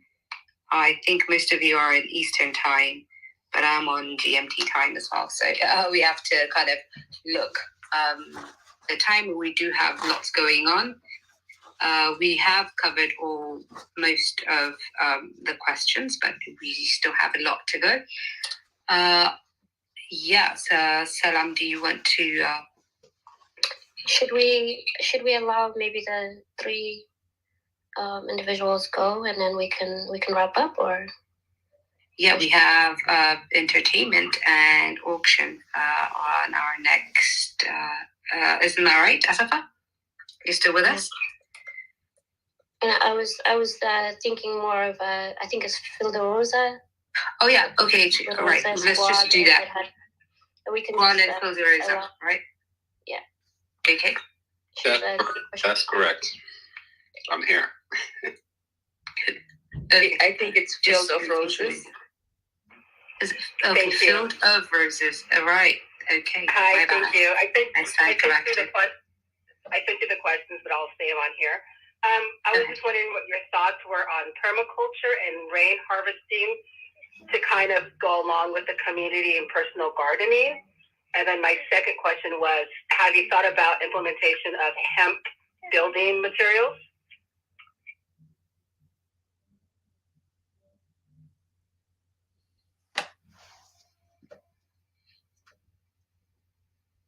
I think you were breaking up for me. I didn't hear the questions correctly. Oh, sorry.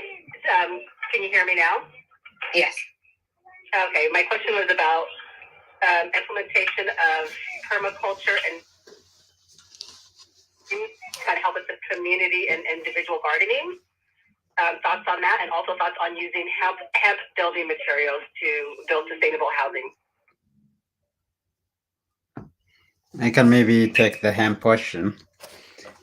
I think I'm not sure if Tigray grows or if there is any previous experience with hemp.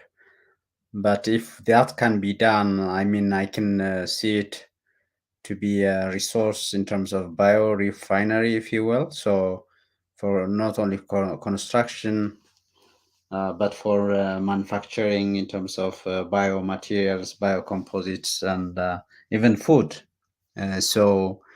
But I think the Ethiopian or Tigrayan regulatory framework should allow that, because as you know, for example, in Canada, where I am, we do use a lot of hemp for manufacturing and for construction. I mean, at small scale, so to speak, because it's not big commercial scales yet.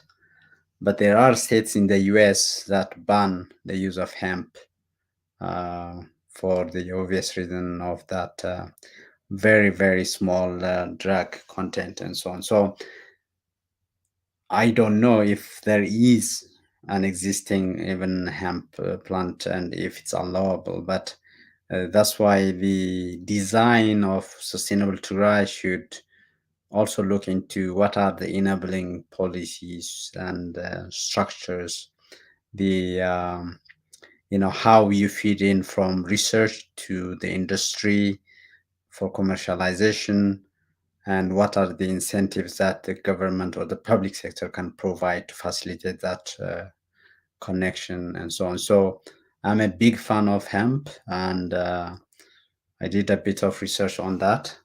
But my experience when I was talking to people who knew about plants in Ethiopia and so on, that was not a positive feedback I received in terms of the regulatory one aspect of that.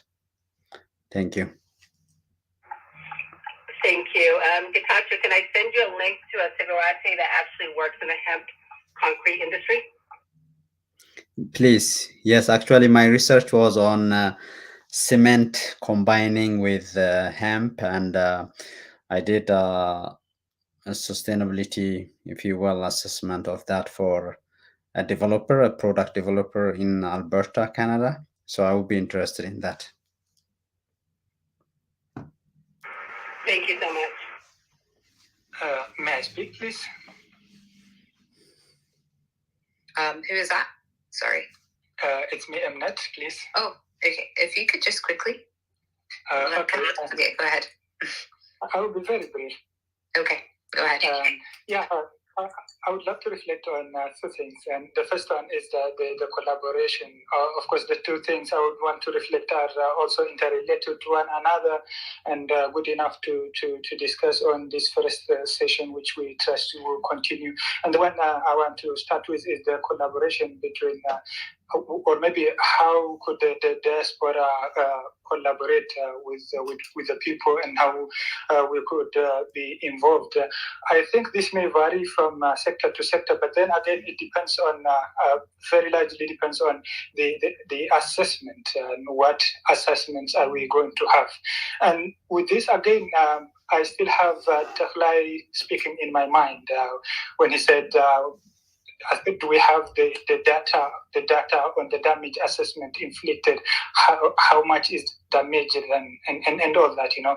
So maybe I was not speaking clear enough, talking a lot, but not detailed enough. I mentioned one of the barriers I mentioned was the data availability. If we have to speak about the future, what we have to work on, and what has happened and what we have to do, then we need the empirical evidence to look at what we have and what is missing so that we fill it in. And so we don't have that. And that's the first thing that has to come. And not only now, but it's one of the major gaps we have in Tigray. We are poor in keeping database. And of course, there are some attempts, and the attempts in documentation we have at Tigray, attempts we have on that we are also doing here, and that other groups like Omna Tigray and many other initiatives are doing is also good, but not enough. And it only indicates what has happened, and that type of damage has happened. But we don't know to what extent this damage is. For instance, I might have written some articles on the impacts on agriculture, like what my brother Taklahman have done, but it does not clearly show the extent of the damage. The same is true for the health and each and every sector. So then the damage assessment needs to come first before we think of the options. We may suggest a lot, but of course those are the things to be done. But we don't know the level of damage at first, which always have to come first, and then.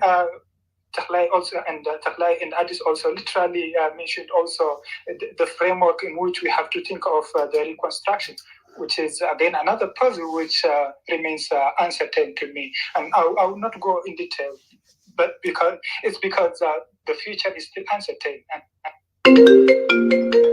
Unknown caller.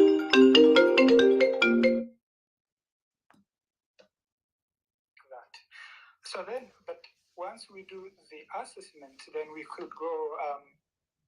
Once we identify the resource we have in Tigray and the gaps we have and the resource we have outside, and then what we can contribute it, how we can bring it into Tigray. It could be in the form of fundraising, contributing financially or technically, or maybe are we going to write grants?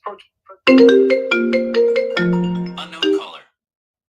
Try to come with technical support from the international community, the financial support, and also lasting partnerships and all that. But again, Taglai's points comes again. We need the assessment before everything and anything else, so that we could look into the way forward together with the uncertainties. And I still have to appreciate that we have this kind of session to entertain, and it has to continue like that. Thank you everyone for being part of it. Thank you, Dr. Ahmed. You definitely took your time. I think we are concluding on the Q&A.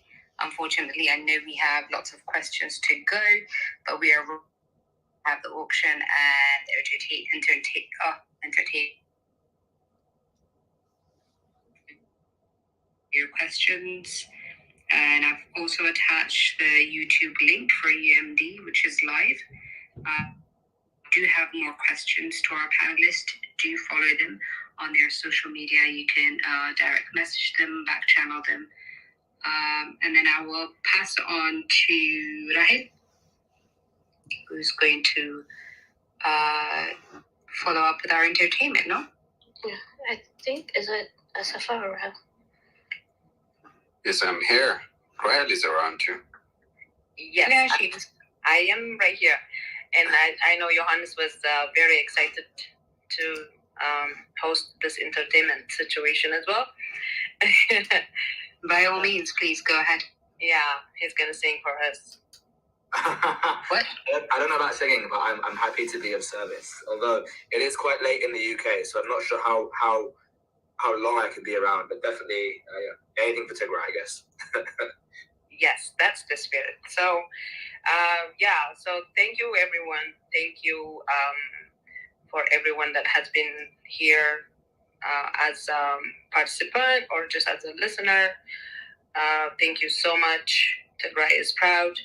I know the Displaced Tagaroo Relief Fund organization is an organization that I am proud to know that it exists, because I know wonderful things can be done through organizations like that, through people who are passionate about Tigray, well-rounded, well-educated, and again, passionate about Tigray.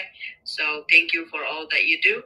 And yes, after this, we have superstar Emmanuel Yemane with us today, and we'll have also Solomon, keyboardist Solomon, and I am here as well, and Johannes and Salamina, and I'm not sure if Getachew is going to stay with us longer, and Asafa as well, and all of you.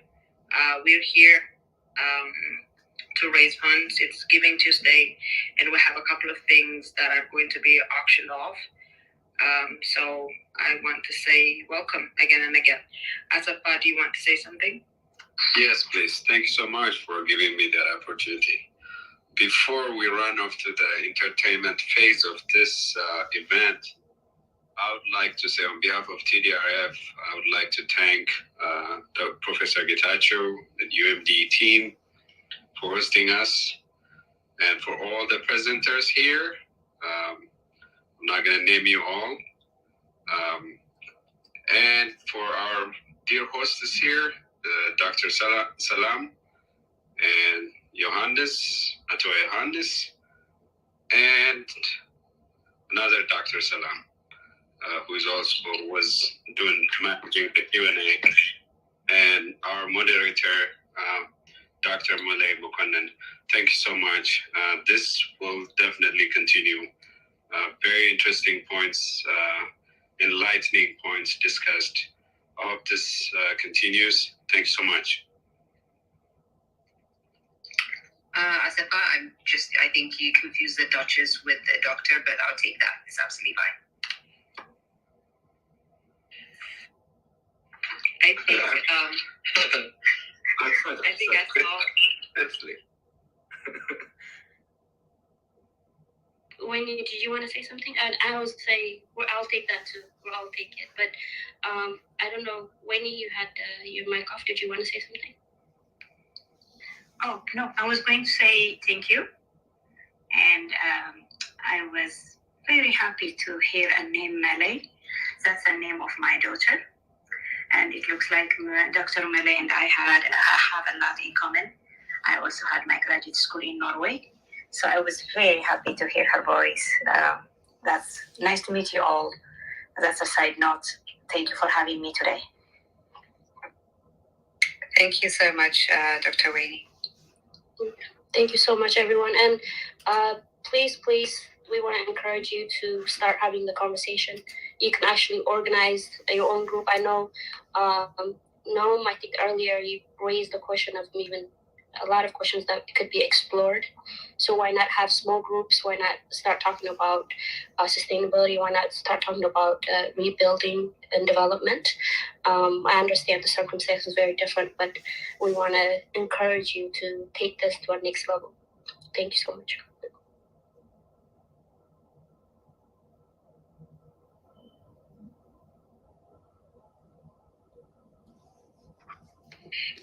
Awesome.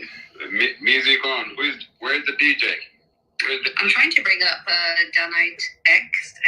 I just invited you if you can come up.